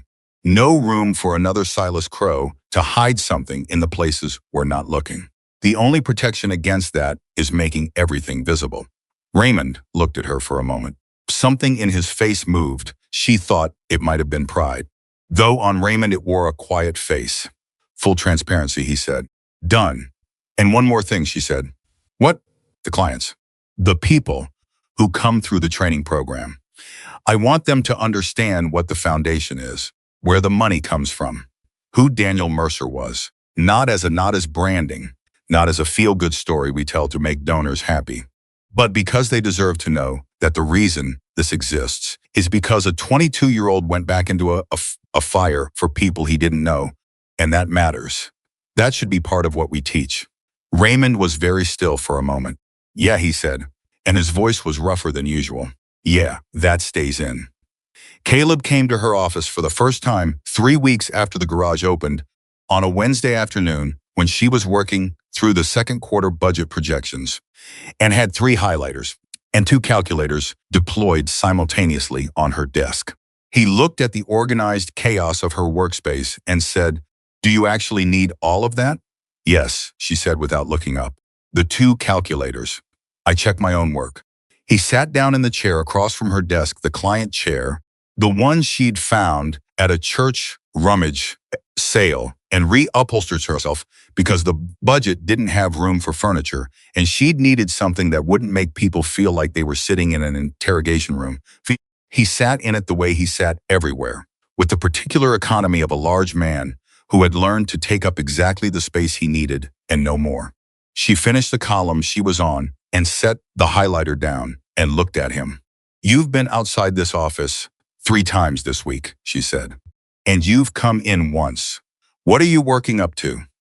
He looked at her with the expression she'd learned to identify as his version of being caught. "There's something I want to say," he said. "And he stopped. Started again. "I've been trying to figure out how to say it without making it weird." "Just say it," Maddie said. "You're not a weird person. Things you say don't generally become weird." "I judged you," he said, "the first day. When you walked in the gate.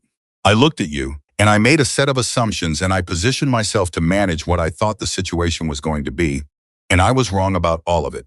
She held his gaze. I know you know.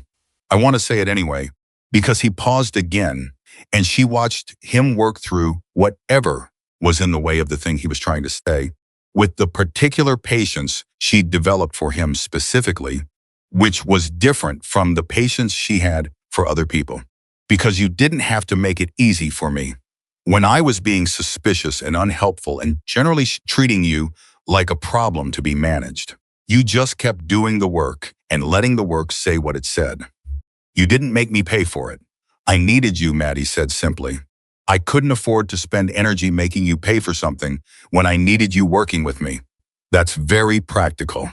It is, she agreed. It's also true that I understood why you were suspicious. You'd had people try to use the club as a way into Raymond before. I wasn't that. But you couldn't have known that from the outside. Your caution made sense.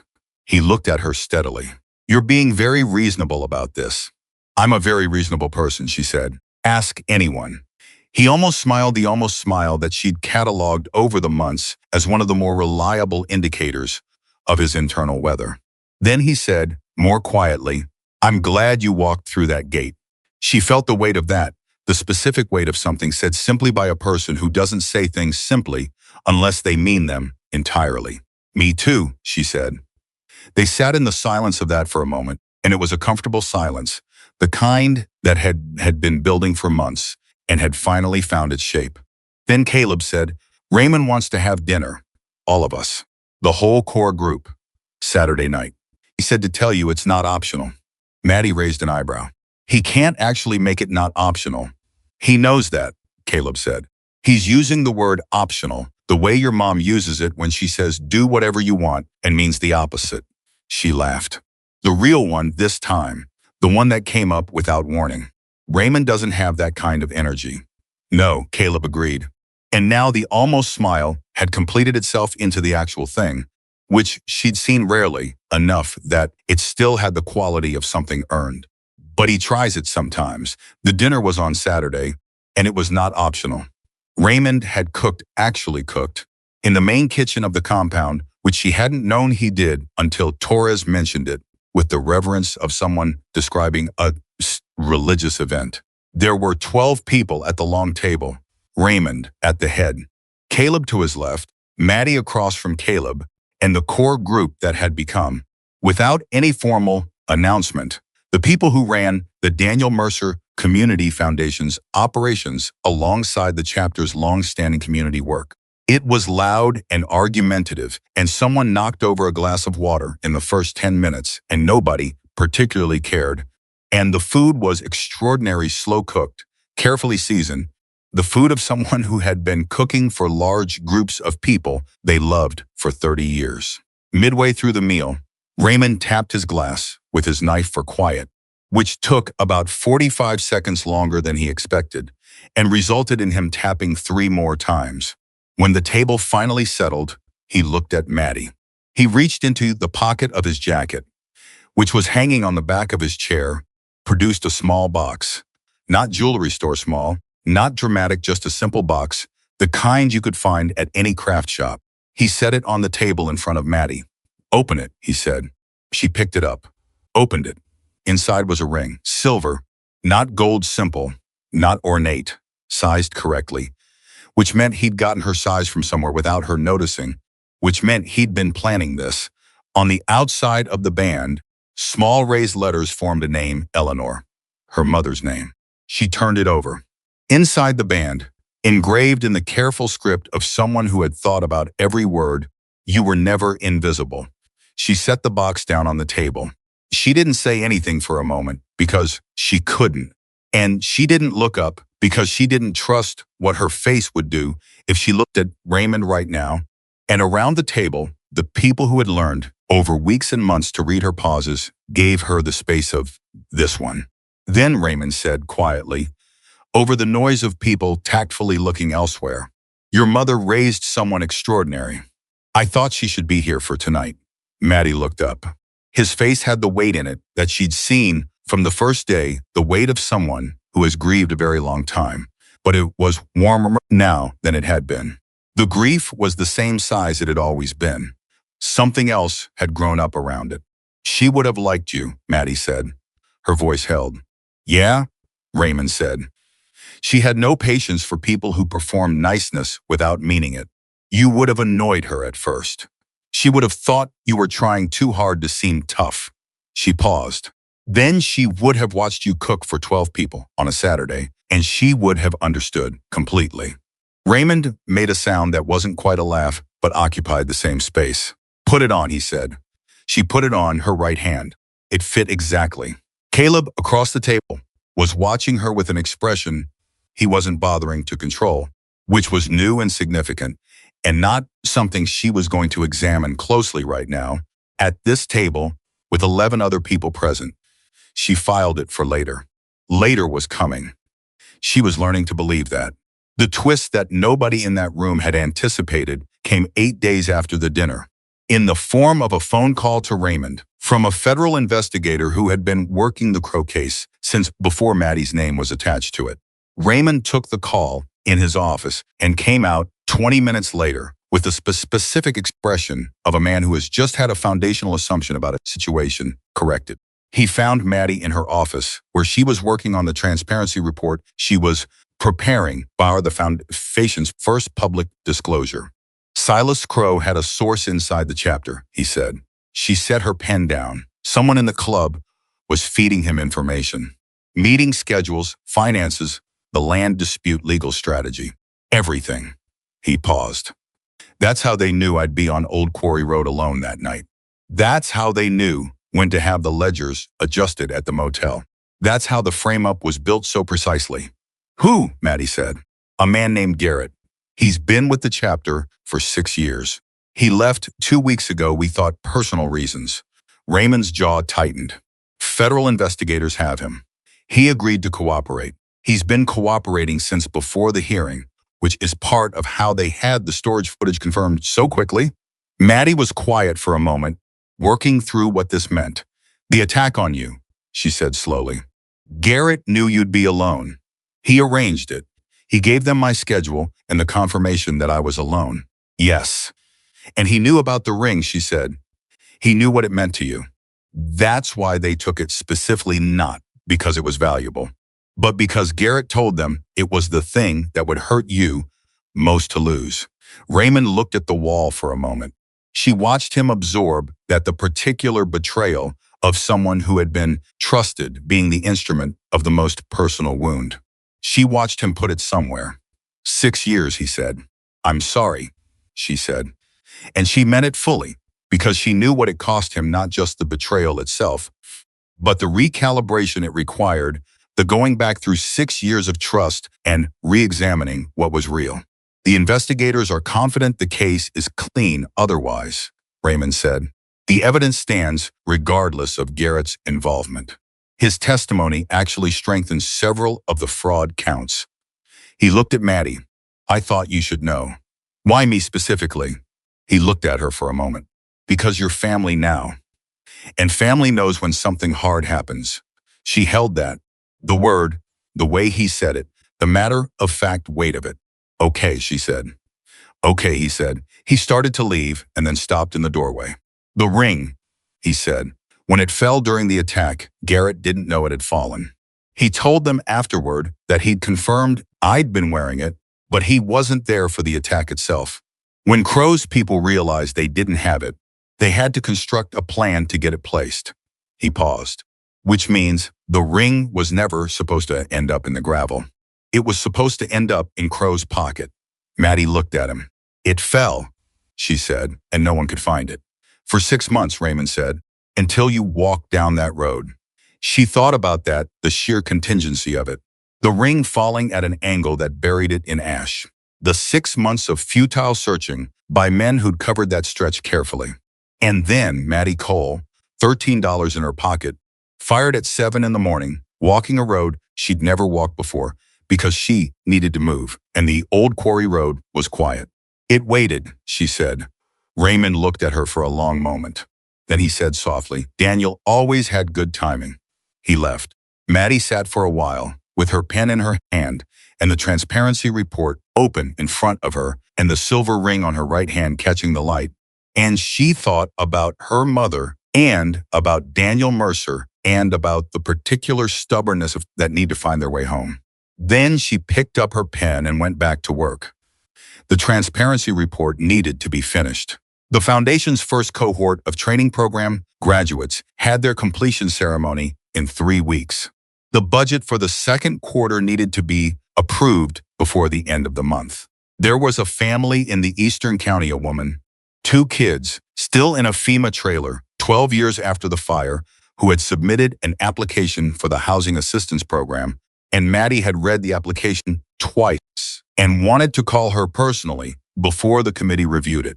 The work was enormous and specific and real, and it was hers, and she had never in her life felt more equal to something she'd been asked to do. Outside, she could hear the garage, the particular sounds of engines and instruction and people learning to understand the machines in front of them. She could hear someone getting something right, the small sound of a problem solved, and then a voice she recognized as one of the instructors saying, "There you go. That's it. You got it," with the uncomplicated satisfaction of someone who has helped another person understand something they thought was beyond them. She listened to that for a moment. Then she turned back to her report and the numbers and the work of making everything visible so that nothing could be hidden again. 3 years later, Maddie Cole still checked her own work. 2 calculators, 3 highlighters, the notebook she'd been carrying since before any of this began her system hadn't changed. What had changed was the size of the numbers and the weight of what they represented. The Daniel Mercer Community Foundation's annual budget had grown from its first modest allocation into something. Quarterly transparency reports were now cited by 2 county officials and 1 state representative as a model for how community organizations should handle public money. She knew this because they'd said so in writing. And she knew because she read everything written about the foundation with the same careful attention she'd brought to 11 months of motel invoices looking not for praise, but for error.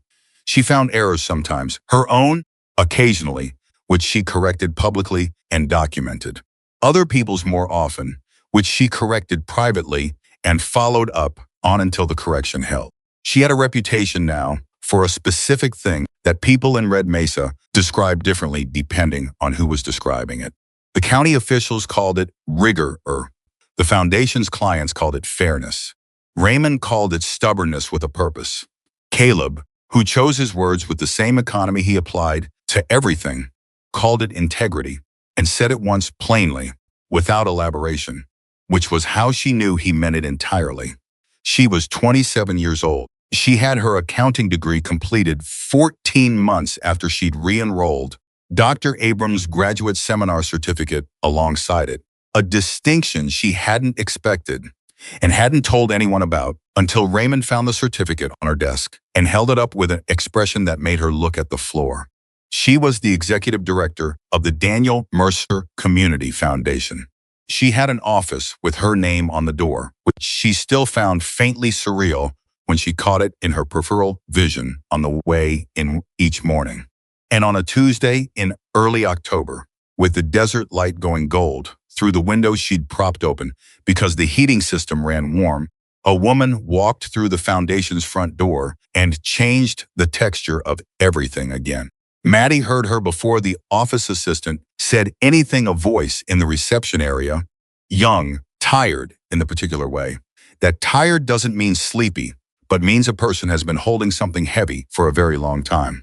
She came to her office doorway and looked. The woman was maybe 22, blonde, which registered in Maddie's memory in a specific way she didn't examine immediately. She was carrying a backpack that had the look of a bag that contained everything she owned, and she was talking to the office assistant with the careful, controlled politeness of someone who has learned to manage how they present themselves because they've been turned away before, and they're trying to anticipate what this place will require of them.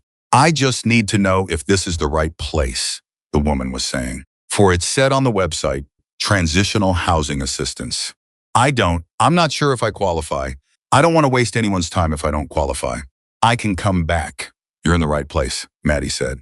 The woman looked at her. Something in her face did the particular thing that faces do when the person behind them has been braced for a no and has just heard something that isn't one a brief, unguarded opening, there and then controlled. "Come in," Maddie said. "I'm Maddie. What's your name?" "Jesse," the woman said. "Jesse Park." Maddie held her office door open. "Come in, Jesse." Jesse Park was 23, and she had been sleeping in her car for 6 weeks. She told Maddie this with the flat precision of someone reporting facts she'd stopped having feelings about in order to be able to function. which Maddie recognized because she had done this herself and understood exactly how much feeling was actually present underneath the flatness. She'd had a job at a distribution warehouse on the far side of the county. She'd lost it when the warehouse automated a third of its positions and selected for elimination in a process that had the particular arithmetic of systems that optimize for the measurable and ignore the human. She had no family in the area. She had an associate's degree in business administration that wasn't, she said with a precision that held a great deal of pain inside it, currently doing much for her. "I found your foundation online," she said. "The transparency reports. I read them." She looked at Maddie. "I read all of them. Because I needed to know if you were real before I came in. I've tried other places. The language always sounds right, and then you get there and there's a form, and the form has a clause, and the clause means you don't qualify." Maddie nodded. She knew those forms. She'd redesigned 3 of the foundation's own intake forms specifically to remove the clauses that eliminated people on technical grounds while leaving the spirit of the program intact. "The transitional housing program has 2 current openings," Maddie said. "The qualification criteria are on the website. You've read them. So you know, based on what you've just told me, you qualify for both the housing assistance and the job placement program. That's not a guarantee of anything specific, but it means you're in." She paused. "You're not wasting anyone's time. That's not a thing that happens here." Jesse looked at her for a moment with an expression. Maddie felt in her chest the expression of someone who has been told something reasonable and cannot quite trust it because reasonable things have not been reliably available to her. "Why are you doing this?" Jesse said. "The foundation. The transparency reports. The why does any of this exist?" Maddie looked at the ring on her right hand. "Eleanor, you were never invisible. Sit down," she said. "I'll tell you." She told it the way it had happened, without dramatizing it and without minimizing it, because Jesse deserved the real version, and because Maddie had learned that the real version was the only one that actually helped anyone. She told her about the $13 in the motel and Franklin's face when he decided she was dispensable. She told her about the old quarry road and the ring in the ash and the decision she'd made standing in a gravel shoulder with $2,800 available to her if she just kept walking. She told her about the compound in Raymond's yard and the way her hands had shaken when she held the ring out to a man she'd been warned never to approach. Jessie listened without interrupting. Her backpack was on the floor beside her chair, and her hands were in her lap, and she was very still in the way that people are still when they are hearing something that is landing in a place they weren't expecting. "And the ring," Jessie said when Maddie stopped, returning it. "That's what started all of this." "That's what started all of this," Maddie confirmed. "But you didn't know that's what would happen." "No," Maddie said. "I thought I was just doing the right thing, and then probably going back to trying to figure out how to pay rent." Jessie looked at her hands, then at Maddie. "I've been thinking a lot about choices lately," she said, "about which ones matter and which ones just feel like they should matter but don't actually change anything." "What kind of choices?" Jessie was quiet for a moment. Then she said, "There's a job I know about, at the county clerk's office. Entry level, but it's stable. It's honest work. It would cover rent if I had rent to cover." She paused. "The person who told me about it is someone I don't entirely trust, and accepting the referral would mean owing him a favor, which I've been around people who collect favors, and I know what that costs eventually." Maddie looked at her steadily. "So you're deciding whether to take a shortcut that isn't clean." "I'm deciding whether I can afford not to," Jessie said, "because clean choices are easier when you're not sleeping in your car." "Yes," Maddie said, "they are. That's true." She held Jessie's gaze. "I'm not going to tell you what to do, but I'm going to tell you something someone told me, or something I understood from watching someone, that the choices you make when you're desperate are the ones that define the longest stretch of what comes next. Not because one choice is magic, but because the person you are in the hard moments is the person you're going to keep being afterward. And it's a lot easier to be someone you respect when you've already practiced it under pressure." Jessie was quiet. "The job at the county clerk's office," Maddie said. If the position is real, there's a public listing for it. Don't go through someone who wants a favor. Apply directly. She picked up a pen and wrote a name on a notepad. This is the name of the HR director. I know her. I can make a call if you want a straightforward one. No debt attached, just a professional reference for someone qualified. You said business administration. That's relevant. Jessie looked at the name on the notepad. You'd do that, she said. It still wasn't entirely a question. I'd do that, Maddie said. That's what this place is for. She walked Jessie through the intake process herself, which was not normally her role. She was executive director, not caseworker, but she called Ren, the foundation's housing coordinator, in and did the intake with him, because some things you show rather than delegate, and she wanted Jessie to see how it worked from the inside before she'd had time to build the expectation that it would be like the other places. When Jessie left 2 hours later with a housing placement appointment, a job application link, and the name of the HR director written in Maddie's handwriting, she stopped at the door and turned back. "Can I ask you something?" she said. "Sure," Maddie said. "When you brought the ring back to that compound, to that man, were you scared?" Maddie considered the question honestly. "Yes," she said, "very. But you went anyway." "The being scared didn't change what was right," Maddie said. "It just made it harder. Those are two different things." Jessie looked at her for a moment longer. Then she nodded, in the way that people nod when they are filing something somewhere they intend to keep it. She pushed open the door and walked out into the October light. Maddie watched her go and felt something she'd felt before, but that hadn't lost its particular quality, the feeling of a circle completing itself. Not ending, completing. The way a ring has no endpoint but still has a wholeness to it. She called Raymond that evening.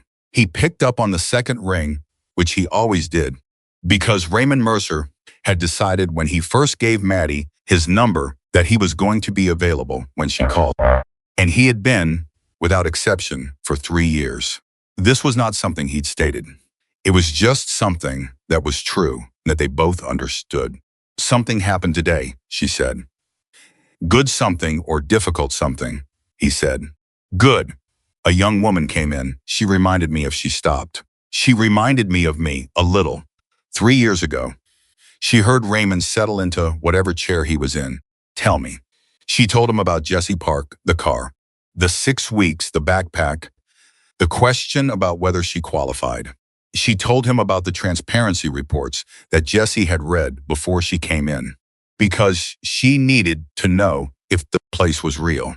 She told him about the job referral and the favor, and the choice that was harder than it should have been because being desperate made clean choices expensive. Raymond was quiet when she finished. Then he said, "You know what that is?" "What?" "That's the ring," he said. "Not literally, but that's what happens when someone does the right thing in the hard moment. It doesn't stop. It goes somewhere. It finds the next person who needs it." Maddie sat with that. "Daniel," she said. "Daniel went back for strangers," Raymond said. "He didn't know them. He didn't know if he'd make it out.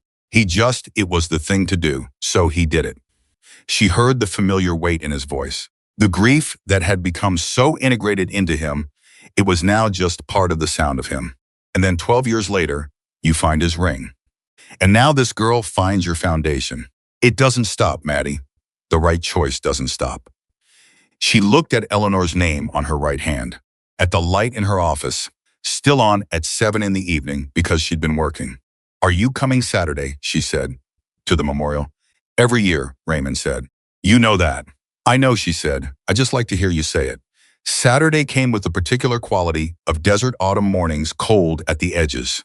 The kind of cold that would burn off by 10, but that at 7 had a sharpness to it that made things feel very real and very present. Maddie drove the old quarry road the way she drove it every year on this date, slowly and deliberately, because this road deserved to be driven slowly. Caleb was in the passenger seat. He'd been in the passenger seat on this drive for 2 years, which had happened the way most of the important things between them had happened without announcement, without a conversation about what it meant, just a gradual settling into a configuration that turned out to be the right one. He didn't talk on this drive. He never did. He understood what she needed on this road, which was presence without pressure, which was, she'd come to understand, the things she'd needed from the beginning and hadn't known how to ask for. The memorial had been restored the previous spring. Not transformed. Raymond had been insistent that it shouldn't become a monument, shouldn't become something civic and managed. It should stay personal, he'd said, the way Daniel was personal. New wood for the cross, fresh gravel, the photographs in weatherproof frames now. The flowers real on the anniversary days and silk between them. Simple.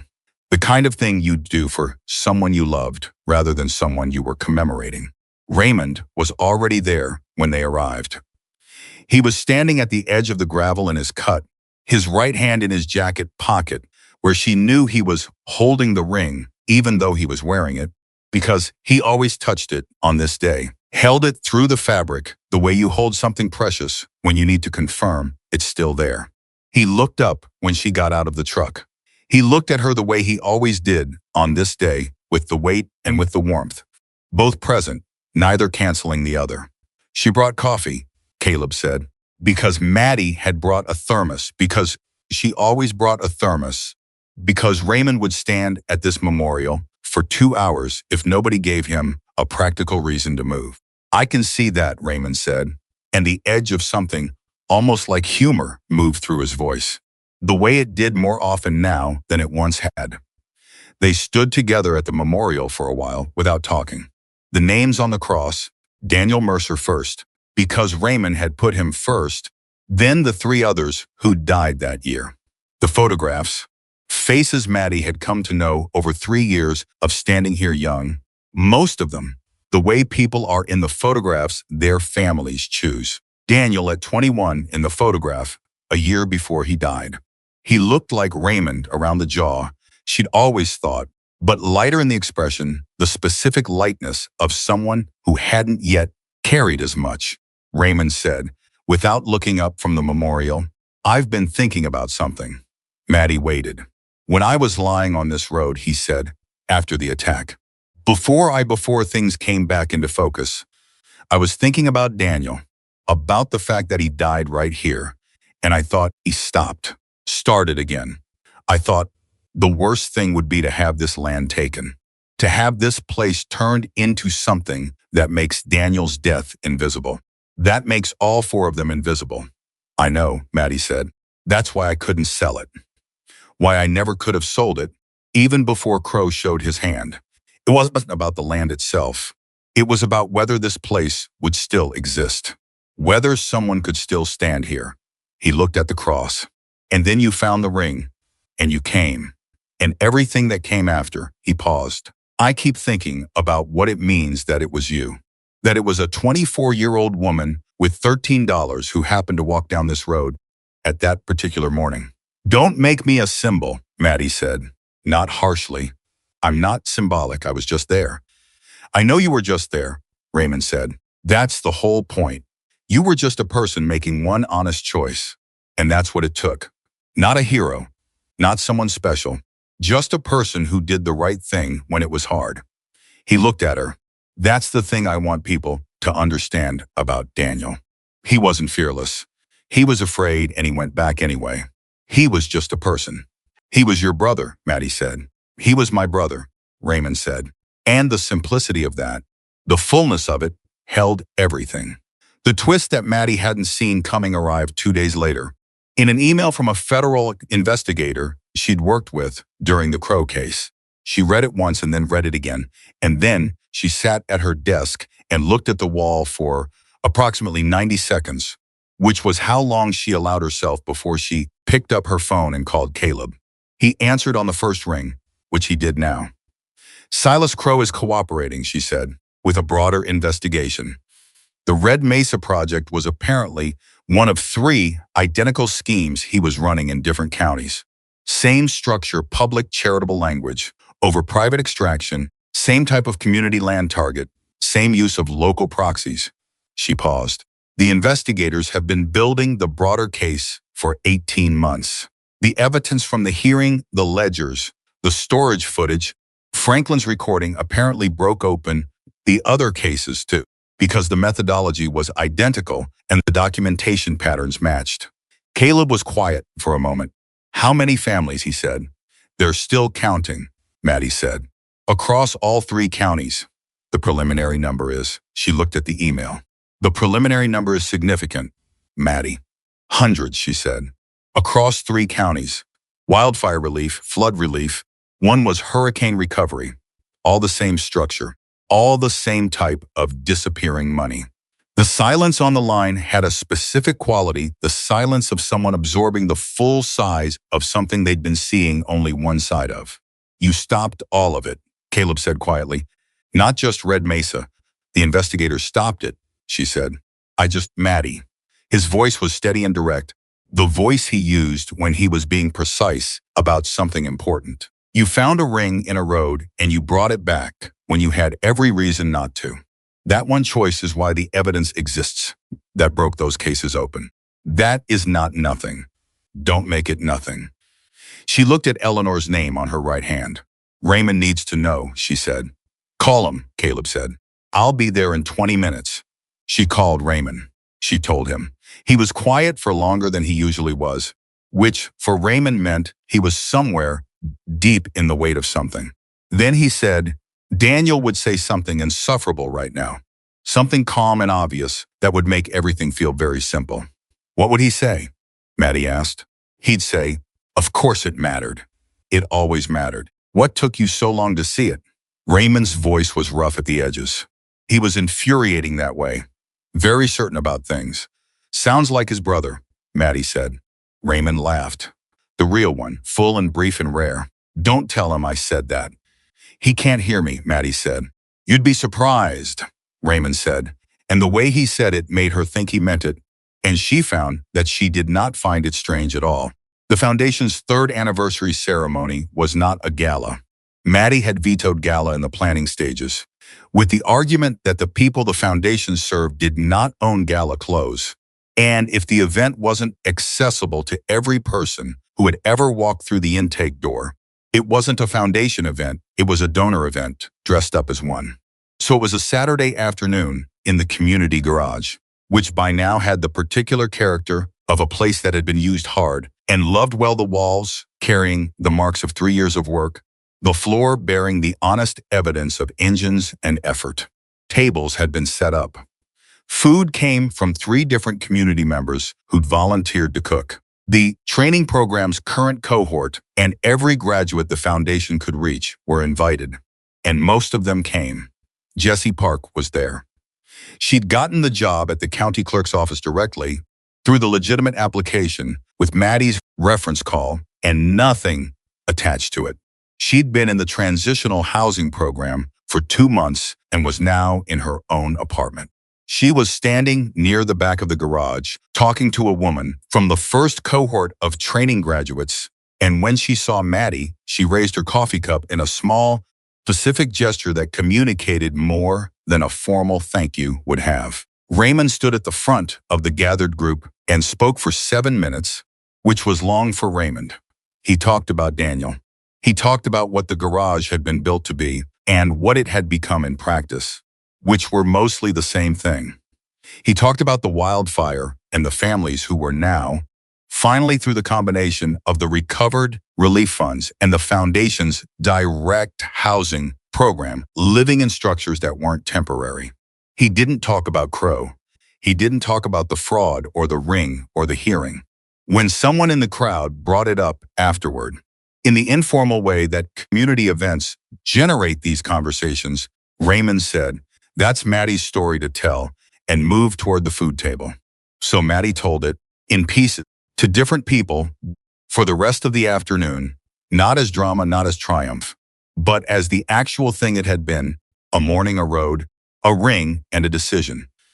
She told it the way she'd told it to Jessie, the way she'd learned to tell it over 3 years of people asking, plainly, with the real fear in it and the real uncertainty, and the fact that she'd had $13 and had been fired and had walked down that road because she needed to move and had found the ring by accident and had returned it because she couldn't see any other choice that she could live with afterward. People heard it differently, depending on what they'd come in carrying. The veterans heard the part about doing the right thing under pressure. The young women heard the part about standing in a room full of people who expected her to be manageable and being unmovable. The older people heard the part about her mother's name on the ring, about being seen when you'd been invisible, and some of them cried without apologizing for it, which she respected. Near the end of the afternoon, Caleb found her in the back corner where she'd stepped away to have 2 minutes of quiet, and he stood beside her the way he stood beside her, everywhere now close, steady, present without pressing. "How are you doing?" he said.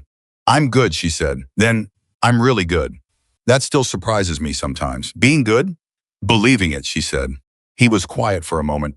Then he said, in the particular way he said things that mattered direct, without decorating, "You should believe it. It's true." She looked at him.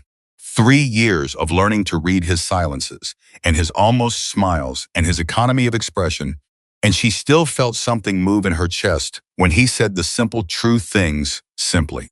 "I know," she said. And she did. That evening, after everyone had gone, and the garage was quiet with the aftermath of a good day, Raymond sat with Maddie and Caleb at the long table that had been moved back to its usual place. And they drank coffee and didn't talk much, which had become one of the specific pleasures of being people who knew each other well enough that silence was as comfortable as conversation. Raymond set his coffee down and looked at his right hand. Daniel's ring. He turned it once, the thinking gesture, and then he looked at Maddie. "The ring saved me twice," he said. "I've been thinking about how to say this right, and I think that's it. The first time was the night of the attack. It fell before they'd gotten what they came for, which threw off the frame-up, which meant there was always a loose thread that Crow could never quite tie off. And the second time was when it led you here." Maddie looked at him. "You've thought about this a lot." "I think about Daniel every day," Raymond said. "I think about what he'd make of all of it. The foundation. You." A pause. "Caleb, actually more than you'd expect," Daniel always said.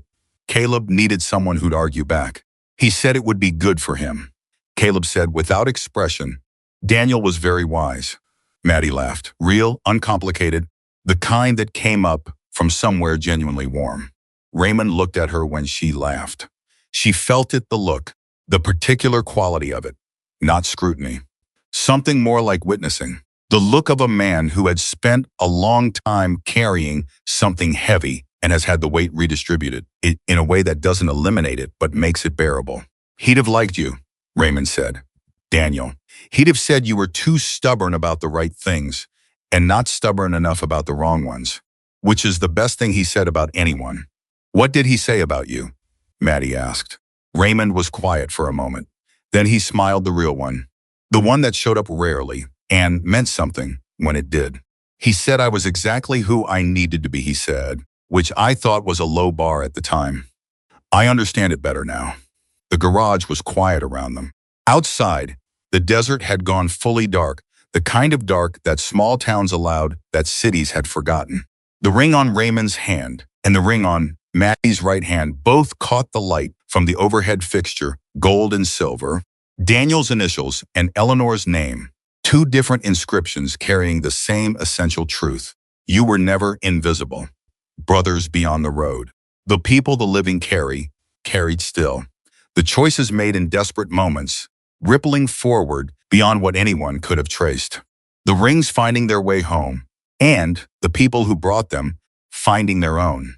Maddie looked at the two rings and thought about a morning 3 years ago, the gravel and the ash, the cold and the $13, and the particular quality of that light when the ring caught it. She thought about standing in a strange yard, with her hands shaking and her chin level and the ring in her palm, offered back to someone she'd been warned would be dangerous. Because being desperate didn't make it hers.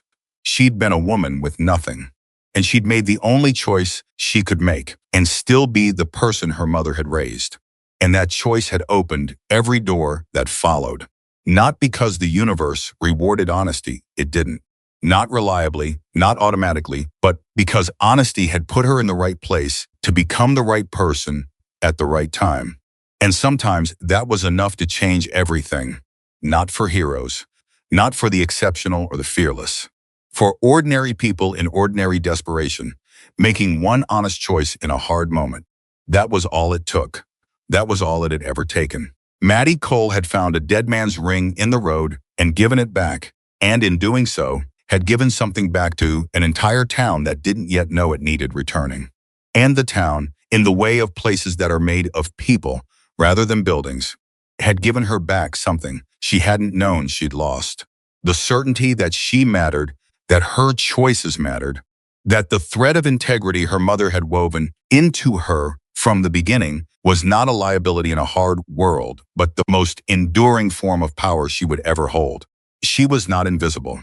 She never had been, and now, because of one ring and one honest morning and every careful, deliberate, unglamorous choice that had followed, neither was anyone else who walked through the door of the Daniel Mercer Community Foundation and heard someone say, without hesitation, "You're in the right place."